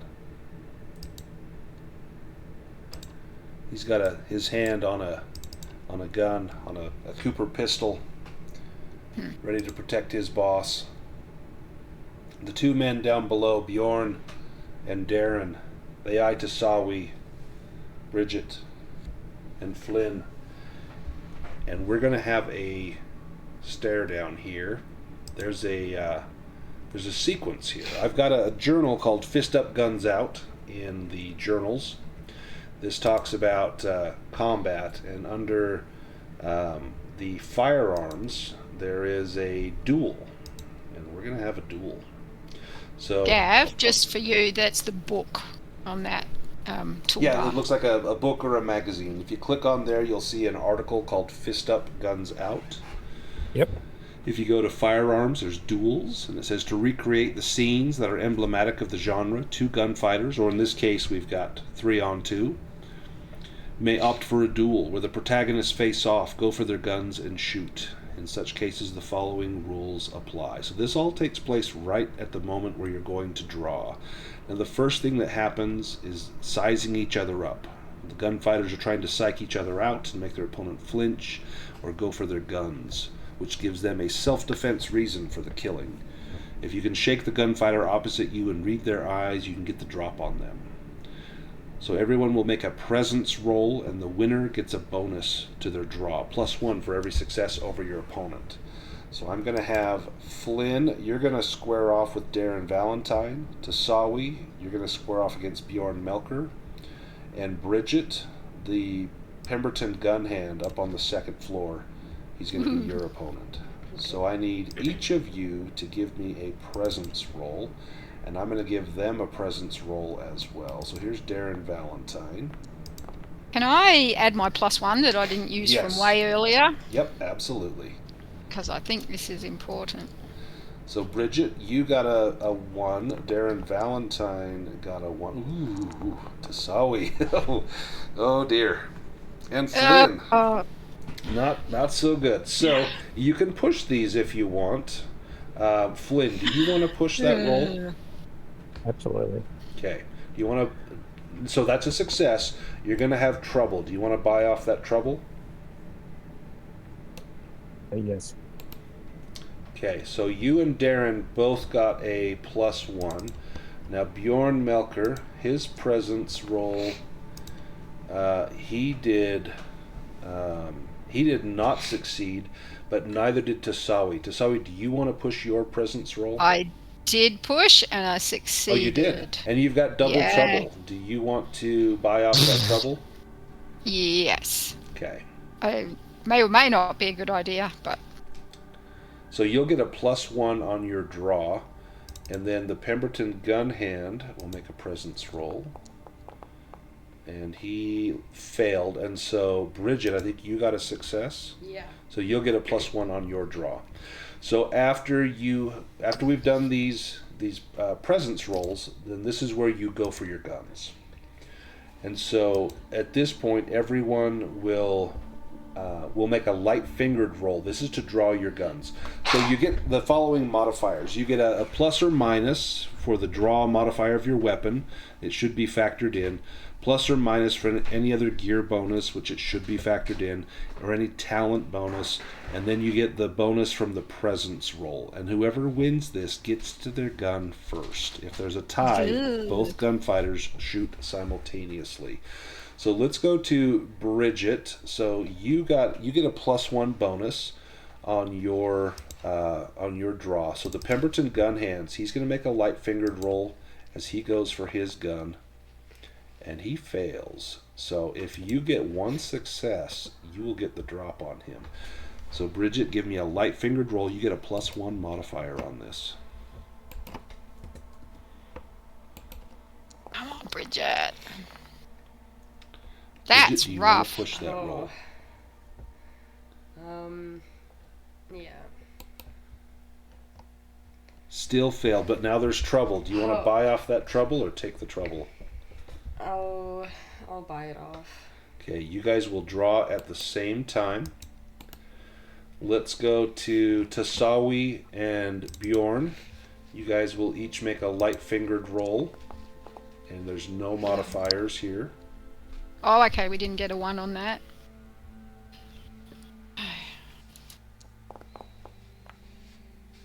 Oh, that's Ooh, bad. do you want to push that to Sawi? No.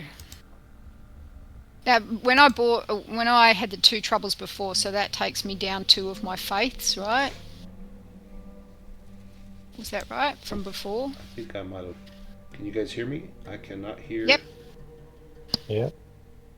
Yep, I'm here. Hang on, I'm gonna drop out of chat and come back in. All right, can you guys hear me? Yeah. Yes. Yes. I cannot hear anyone. Oh, there. Now, can you guys hear me? Yep. Yes. Okay, perfect. I totally lost my my volume there for a second. All right, so Tasawi, do you want to push that roll? I've still got 4 faiths, so I think I maybe lost a faith or 2 when I pushed just now. So yeah, pushing will presence. cost you a faith, and I think you did push your presence roll. Yeah. So, So if, I'm do you down wanna, to 3 faith. Yes, I think I will try to push it. Okay. I'm not great at this. I'm Now good you at can- horses. Now you've I got failed 2 again. trouble. Do you want to buy off that Yeah. trouble, or should I roll the trouble? I roll the trouble. Oh, Roll a double trouble. no. Ooh, a random bystander or unintended Oh, no! target. Oh, they suffer a 4 dice attack, damage Oh, 1 critical boy. 2. So I'm going to roll 4 dice attack, 4d4. Could have shot myself in the foot. That would be better. Oh, whoops, sorry, wrong dice. 4d6. And no successes. So as you draw, I think that that Rich Wilson, he pulls out his gun, seeing you flinch, and he fires. And the first shot that comes out, that's what it's from. It's from Rich Wilson. Now I've got some. I'm heaps better with an axe and scalping than doing this. Right. That's for sure. As the first gunshots ring out, let's go to Darren Valentine and Flynn. I need a light-fingered roll from Flynn. Darren Valentine you got does that. get his gun out. No modifiers. You get a +1 modifier. Put that in. Plus. +1. How does this work? Okay. Ooh, and you guys tie as well. Now, you can push that if you want to go just ahead of him and try to get an extra success. Or you can save those faith for when you might really need it. I'll save. Thank you. Okay, so everyone goes off simultaneously. So once we've done the draw, there's no bonuses or penalties once this has happened. Anytime between 9 and 10 things. And so now there is the shoot-off. The guns boom and someone's blood spills into the dust. The character who won the draw shoots first, but this will be simultaneously. You would get a bonus shooting dice equal to the number of successes you'd won on the draw roll, but no one got any of those, so we're going to go straight to the rolls. And then after this first round of shots goes off, then we'll bring in Ulysses with us as well. So let me just get us an initiative counter here. And if you guys want to draw a card, you can go to the 2 crossed swords in the upper right toolbar, and you'll see your name, and there's a little hand of cards next to it. You can click on that hand of cards, and it will draw an initiative card for you. If you need me to, I can do it for you. Yeah, it's saying I lack permission. It's saying the same thing for Oh, me. well, let me go ahead and do that for you. Sorry about that. It's okay. So let's go to... Let's go to Flynn. You're up first. So Flynn, you can take your shot on Darren Valentine. Now, So I click on gun. yep, so click on the gun that you want to use. Are you using your sawn-off shotgun or your pistol? I'm a shotgun master, so I'm going to use that. Okay. So if you click on your shotgun, the range here is going to be near, so it's +1.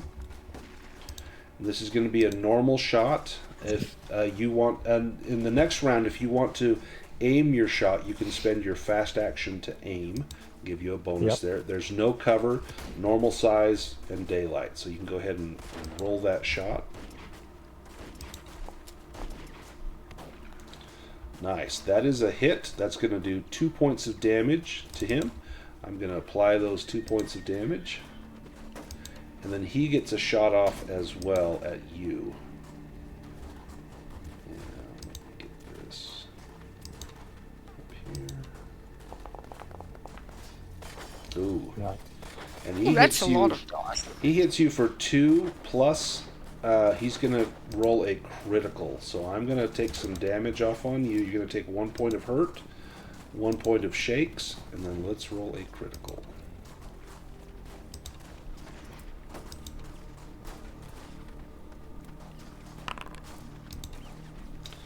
Arm, your elbow got chipped with the bullet. This is not fatal. This will take a little bit of time to heal. You cannot take actions that require the use of 2 hands.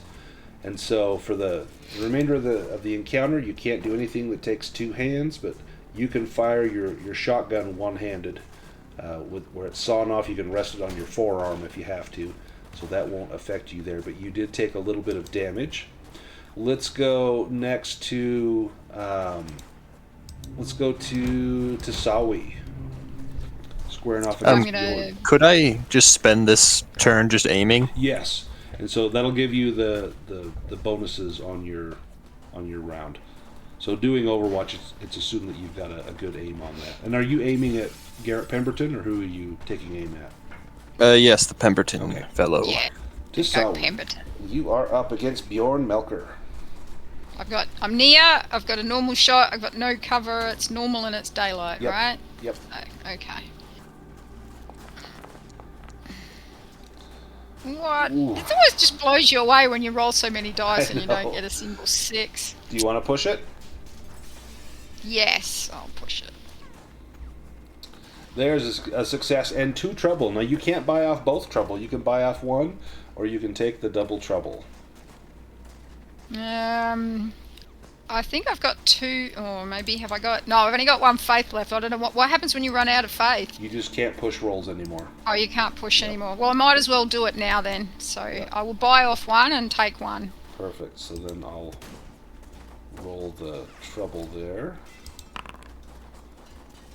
Not again, So boy. same- Yeah, hiding when there's something like this going down. Very good idea. Let's do 4d6. Oh, that's a hit. Okay, your shot goes into... it goes through Bjorn and goes into the building, and you hear a woman scream. Or coming from Oh, the, no. from the Oh hotel. boy. And Bjorn will attack Tasawi with his pistol.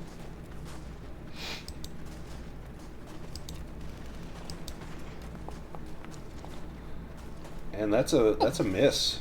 Excellent. All right, let's go to Bridget and the Pemberton gun hands. So Bridget, do you want to take your shot? They're going to shoot at you as well. We'll do their shot first. I got it open right here.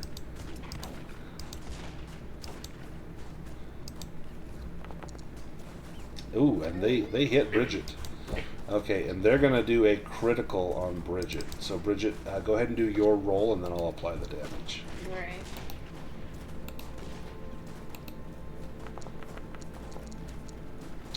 Oh, wow. Oh, and you have no faith. You cannot push that. All right, let me roll a critical on Bridget.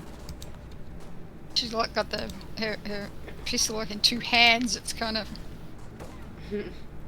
it's drooping a bit now. Oh, shot in the gut. It is Oh. not fatal. You have a -1 to any move.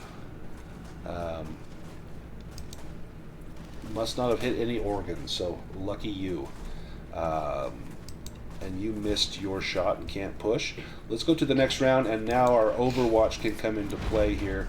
Let's do Darren Valentine's going to be first. So he's going to use his fast action to aim. This will add a +2 bonus, and he's going after Flynn. And he is going to start moving towards Flynn as well. He's closing the distance, unafraid of Flynn. So this is an aimed shot. And this is still a near range.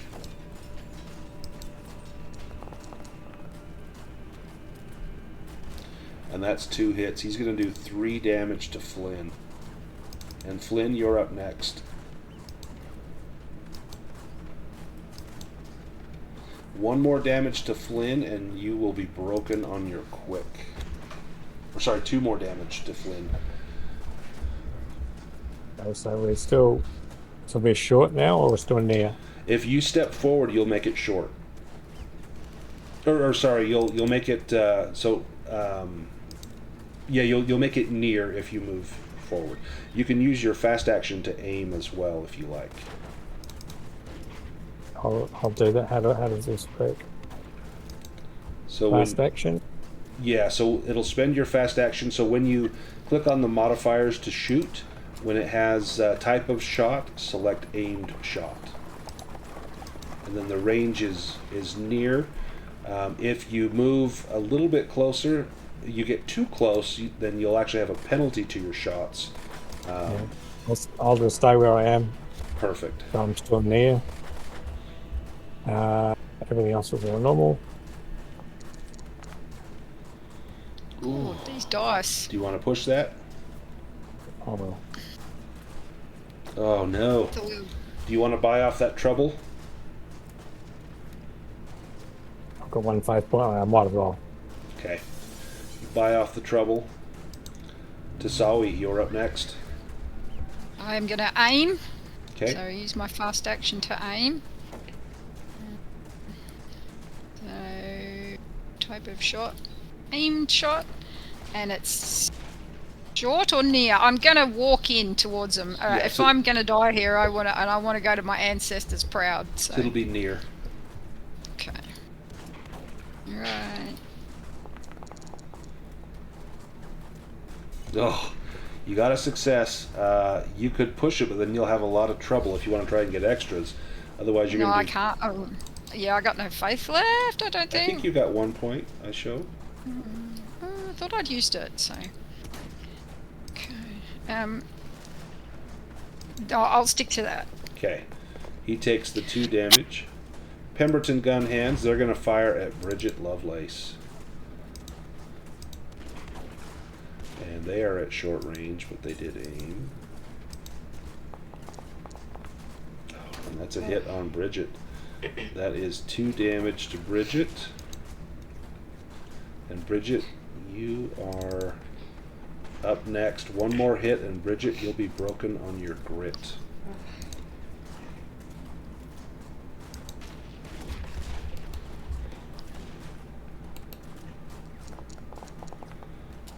Oh, Oh, there's there your we go. 6s. Nice. Okay, that will do 3, 4, 5 points of damage, or you can do 2 damage plus 3 or 4 damage plus a critical. I'll do 4 damage and a critical. 4 and a critical. And some of the criticals are fatal, so sometimes you can take a person out with a single shot. Yeah. That lower leg. So he cannot run as you hit him in the lower leg. And 1 more shot like that from your gun and he will be broken. Ulysses, you're up with your Overwatch.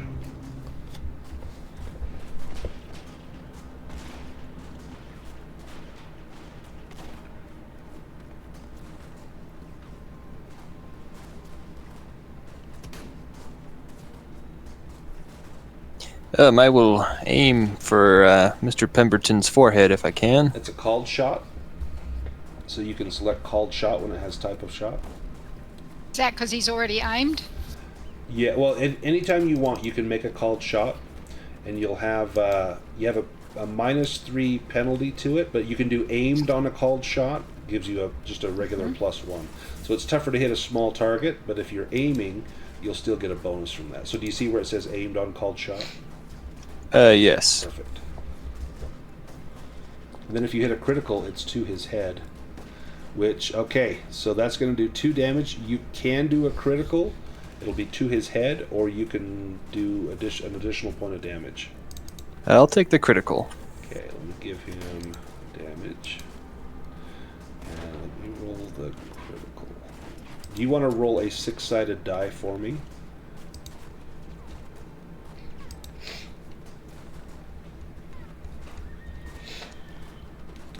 So that is, let's see, where's head? It is down here. It's his eyes. Ooh. So you get him in the eyes. It's not fatal. He'll have a -2 to shooting and hawkeye. He'll be permanently blind in one eye. Tell me how you hit him in the eye like that. Well, considering the rifle, I'd have to imagine it was a glancing blow. Yep. Must have just got his eye, and he's probably bleeding out pretty good, but it'll take another shot, I guess. Yeah, another shot, and I think you'll have him. Bjorn's going after Tasawi.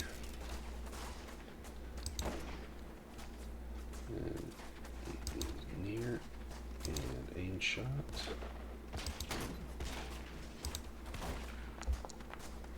Oof. Ouchie. All right, that's going to be 3 damage on Tasawi. Let me apply that.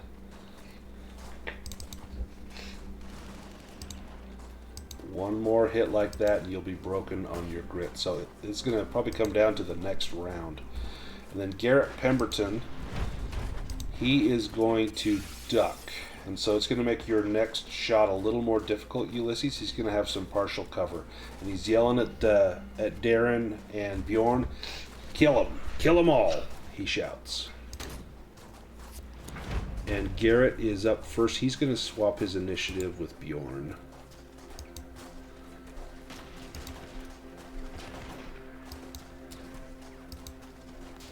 And Bjorn's going to go first. This is on Tasawi.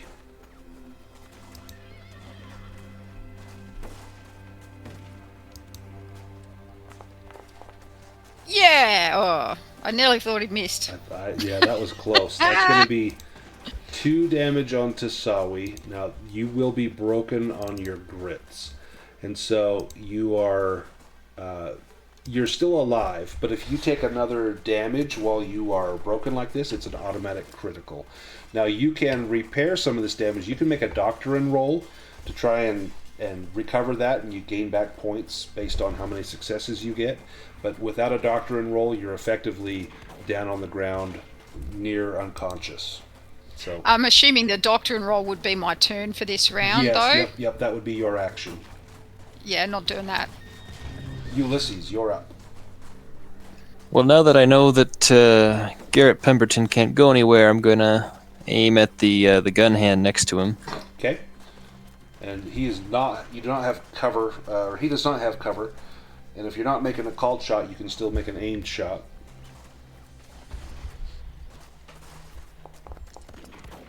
Ooh, goodness. Okay, that's going to be 1, 2, 3, 4, Wow. 5 points of damage. If you want, that will break them. You want to do that? Can I make a critical on Yes. that? Uh huh.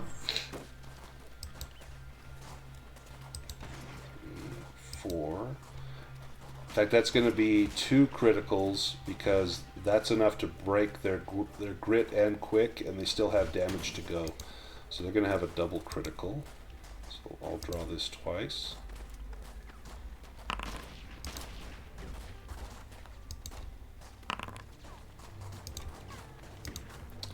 Alright, so upper leg flesh wound and then an arterial bleed.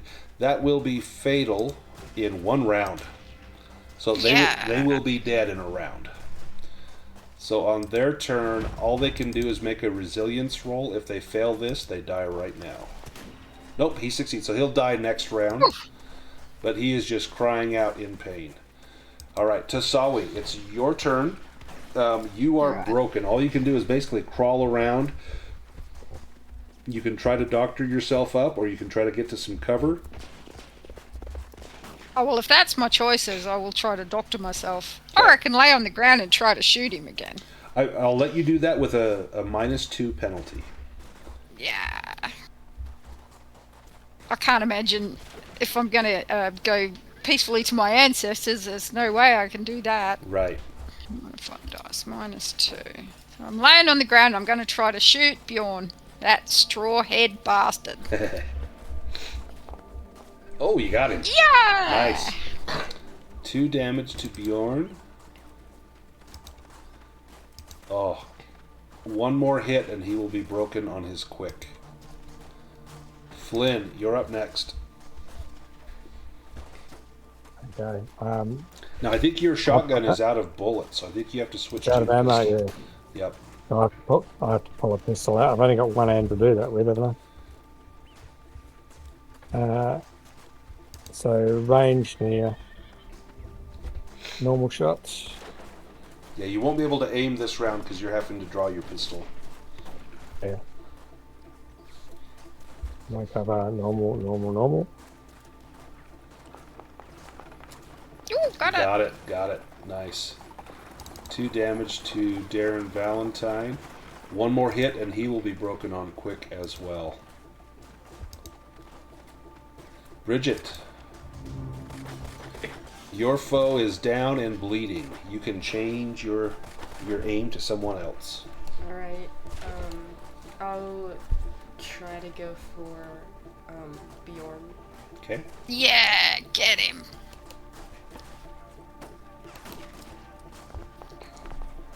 Got him. Nice.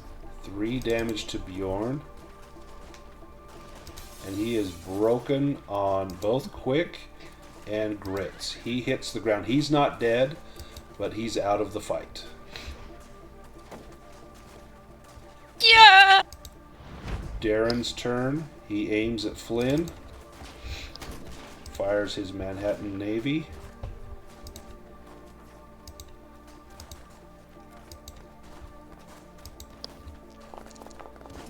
Oh gosh, that's How many dice have you got? 2. Yeah.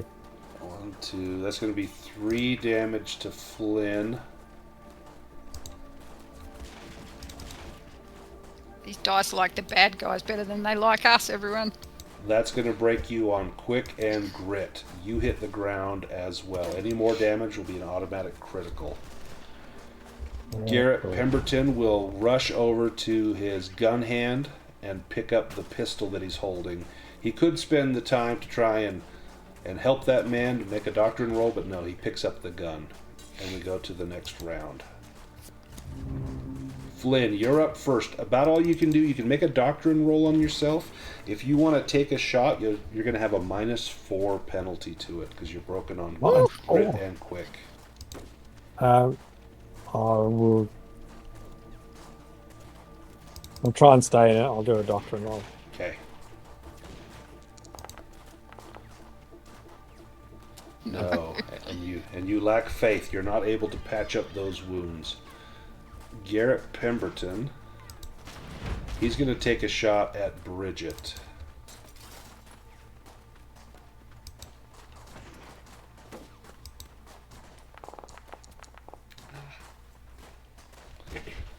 That's going to be 4 damage on Bridget.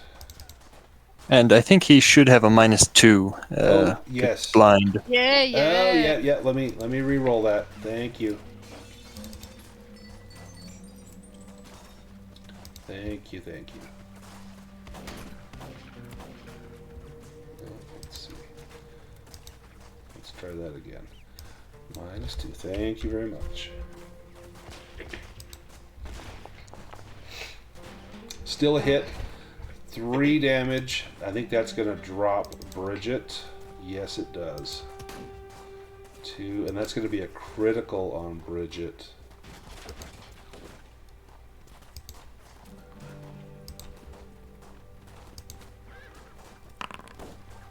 Upper leg. Oh, arterial bleeding. You will die in 4 rounds. And if that's not taken care of, in fact, you are stunned for 2 rounds. -3 to any physical test. So you can't even try to doctor yourself for 2 rounds, and you will lose your leg. Oh, that's great. Dang. That's rough. Things are looking grim. Ulysses. I will aim for Bjorn. Okay. Isn't Bjorn down? I think. Bjorn's down. Yeah, Bjorn is down. You can go for Darren. Oh, then I will aim for Darren Valentine. Okay.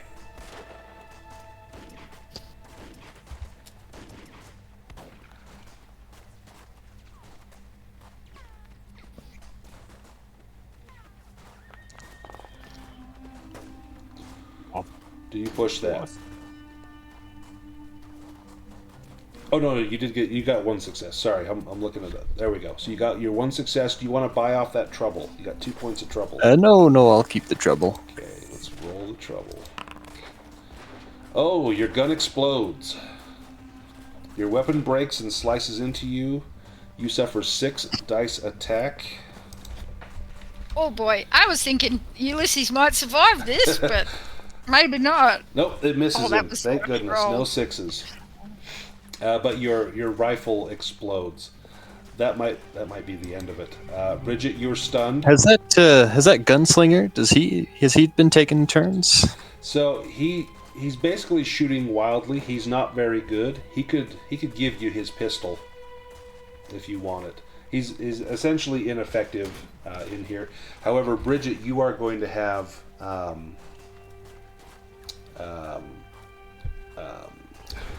blanking on her name. The De La Fontaine. Can I switch with? Can she switch? Oh, she's going to come in and patch her up because I was going to try to patch her up on this round if I can. So. Let's switch. Let's see if Tasawi can do this. Okay. I'm going to scramble across to my friend Bridget and try to patch her up. Perfect. Give me a doctor and roll. It's like they no. want us to die. If you push it, there's going to be a lot of trouble. Yeah, I still look like I've got 1 faith, but I'm pretty sure I don't. So I can't. I'm trying to stop the bleeding. I'm like, Bridget, I'm sorry, and I'm trying to tie up her leg to kind of stop the bleeding, but there's blood everywhere. Bjorn, he can make a resilience roll. Actually, no, he's down and out. Let me get him out of the initiative. He's out of combat. He's not dead, but he's out. Bridget. So now you can't do much, but Marisol can come in and shoot for you. So I'm going to have I'm going to make an attack roll for Marisol. 3, 4, 5 dice.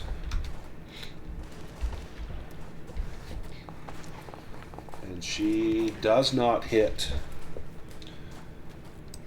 Darren Valentine. He is going to take a shot at Ulysses. I'm assuming I'd have cover up Yep, here. Yep, you've got cover, and it's a little bit longer range.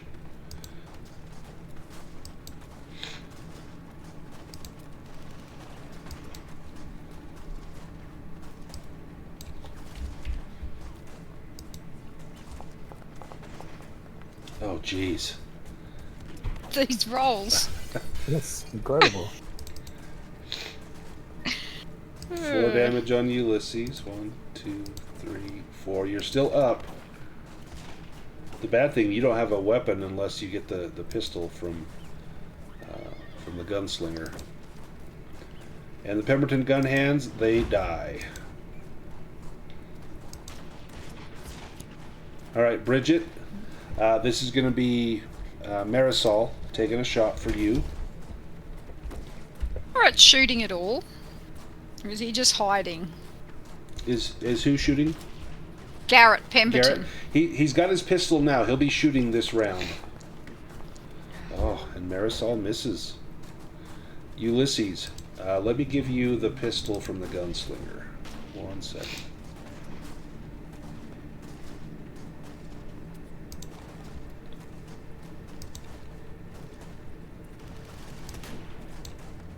There you go. You've got the Manhattan Navy from the gunslinger on there. Is it a fast action to move? It is.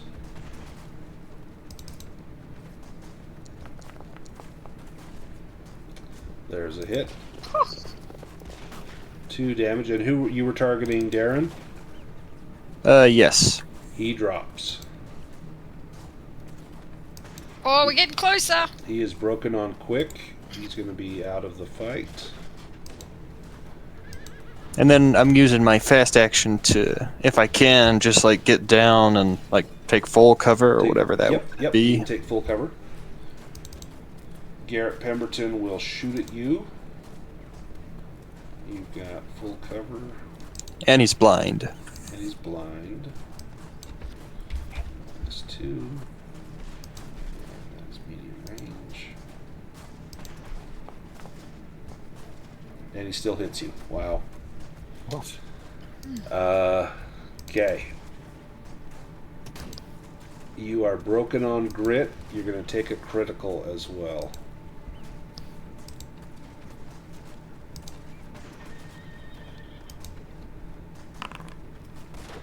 In the gut, not fatal, just a -1 to any move rolls that you make. That could have been much, much worse. Alright, Tasawi. Alright, so I've got the choice of, because Bridget's going to die in this round, right? Unless I can doctor her. Yes. Also, I can't actually shoot anyway, right? I do still have 1 point of quick left. Yeah, so if you want to take a shot, I'd give you a -2. And if Yeah. both your quick and your guts are gone, I'd give you a -4. Alright, I've got 1 quick left. But I think I want to try to heal Bridget again. Okay. So I'm going to roll doctoring. Sorry, everybody. Oh no. Why? Now Why? you do have a point of faith if you want to push this. It keeps saying that. Well, I'll try. Yeah, but it'll be bad, right? She's Well, going to die anyway. I'll try. The way things have been. Oh, success! You got it. So she is stabilized, and you will recover a point of hurts, Bridget. You are back in the fight. Awesome. Okay. All right, we go to Flynn. Woohoo! Alright, do I have any other options apart from doctoring or moving? If you want to shoot, you'll have a -4. You can make a resilience roll. If you pass, you can recover a point of damage. And what would doctoring do if I passed that? That would also recover a point of damage. You could do either one. Your doctrine's So going that to be would better both- than resilience. They would both be his actions, though, or Yes. can he, if he makes that? Okay, so Yeah. that would be just this My round. doctrine's already got a modifier of 1, whereas resilience got a modifier of 2. Surely that would be better. But your resilience will also roll your grit, and you have 0 right now in grit, so you'll only roll 2 dice for resilience. For doctrine, you'll actually roll 3 for docility plus 1 for doctrine. Okay. It was nearly a 6. Oh, that was close. All right. Ulysses, you are up. You're down on the ground. If you want to take a shot, you'll have a penalty. You can also try a doctrine roll on yourself or a resilience, but you're badly hurt. What's the penalty? -2.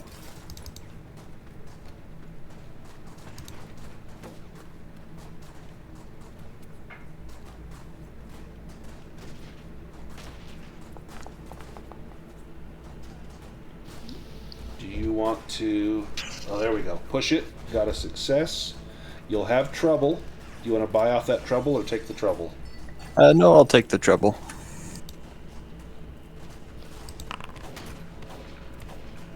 You're prone. Ooh, do you fall? I don't think you would fall. There's a railing there. Yeah. So yeah, I think you remain prone. But he takes 2 damage. Oh man, he's close. One more solid would be hit. full Western movie though. Takes a fall off Yup. the top. Lands on top of Bridget, who just barely recovered. Flynn, you're up. Me again, okay. I I'm going to try and take a shot with it, even with -4.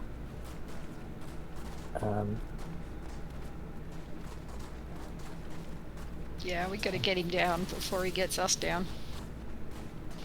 So my range is near From here, it's going to be short range. short range. Now, how do I put in the -2? So it'll have modifiers at the bottom. The aim there. Okay. I'll just put -2 there. Yep. -2. No cover. Blah, blah, blah. Oof. Nope. Ooh. Tasawi. For me, I've still got 1 quick left, so it's Yep. -2 to shoot. I'm going to try to shoot him with my Manhattan Navy, and if that's my fast action, then I will be able to aim Yep.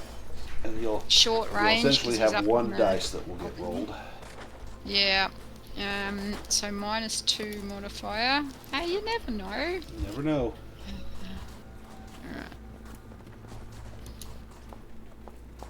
Oh, that was. Oh, there we go. Oh, because you aimed. Yeah. Shoot. Or not shoot, as the case may be. Garrett Pemberton, he's going after Ulysses. He's got a -2. Oh, -2. Ulysses has good cover. Just medium for him. And he misses. That's like the first time he's missed. Thank goodness. Bridget, you're back in the fight. All right.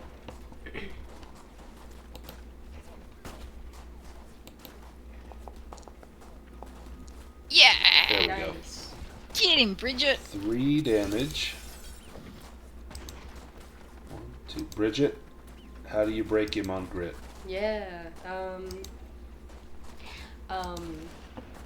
I've just been, I've just recovered enough to pick up my gun again, and with shaky hands, I kind of grab one hand to settle it and just aim, and then close my eyes and just cross my fingers that I hit, and I do. Yeah. As the smoke clears, nearly everyone has been downed. Townsfolk begin to come out to see what has happened. The citizens of Carson's Folly are jubilant. Pemberton and his followers are no longer a stain on the honor of the town. Even if Pemberton is dead, the powers behind the New Mexico Mercantile Cooperative, the Santa Fe Ring, will soon learn what happened. They do not take kindly to small folk getting in the way of their plans for the future of their territory and their schemes to make even more money. Without a doubt, they will be back. But that is for another time and another tale. Let's go to experience. Now, as far as recovering, you recover points relatively quickly. 10 or 15 minutes, you'll start to recover points. So I'm going to get everyone back up to maximum points here. You'll get bandaged up in town. Drinks flow at the Abuela Saloon. And we will do some experience points.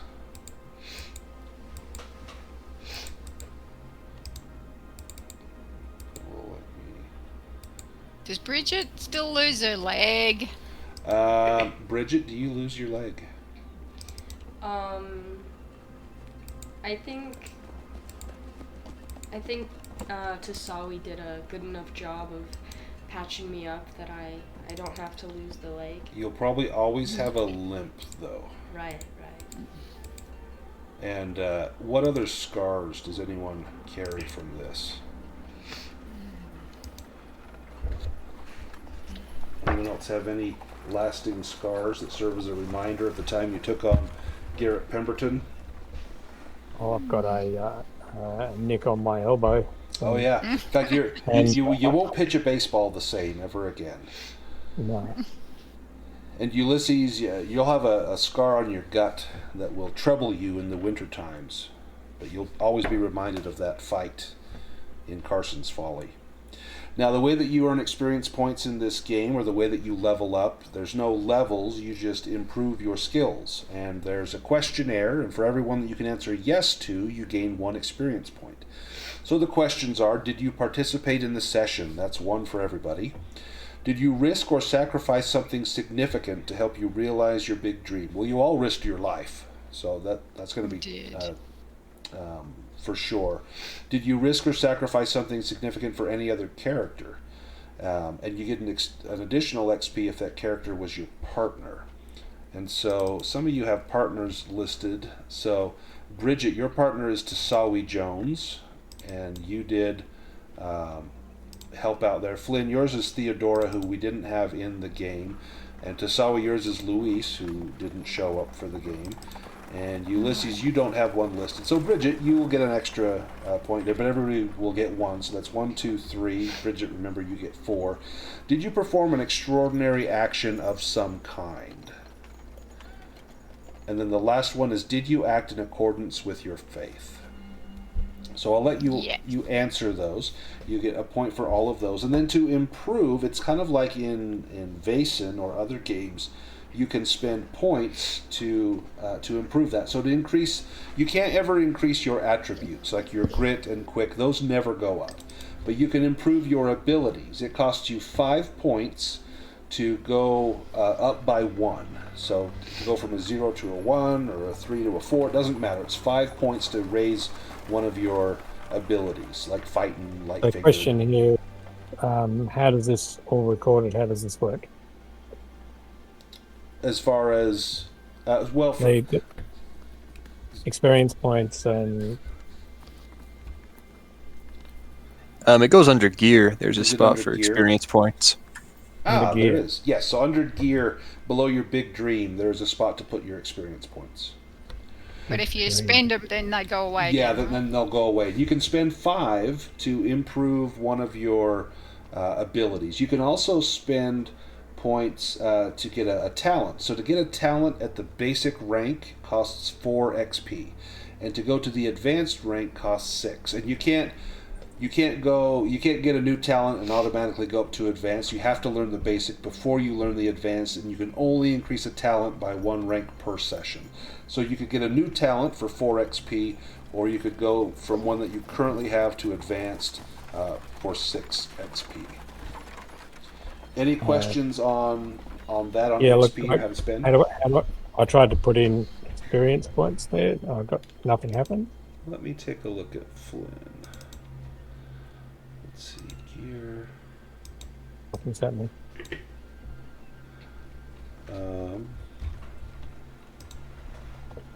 Oh, see, now I'm able to put it in. Did you have 5 on there?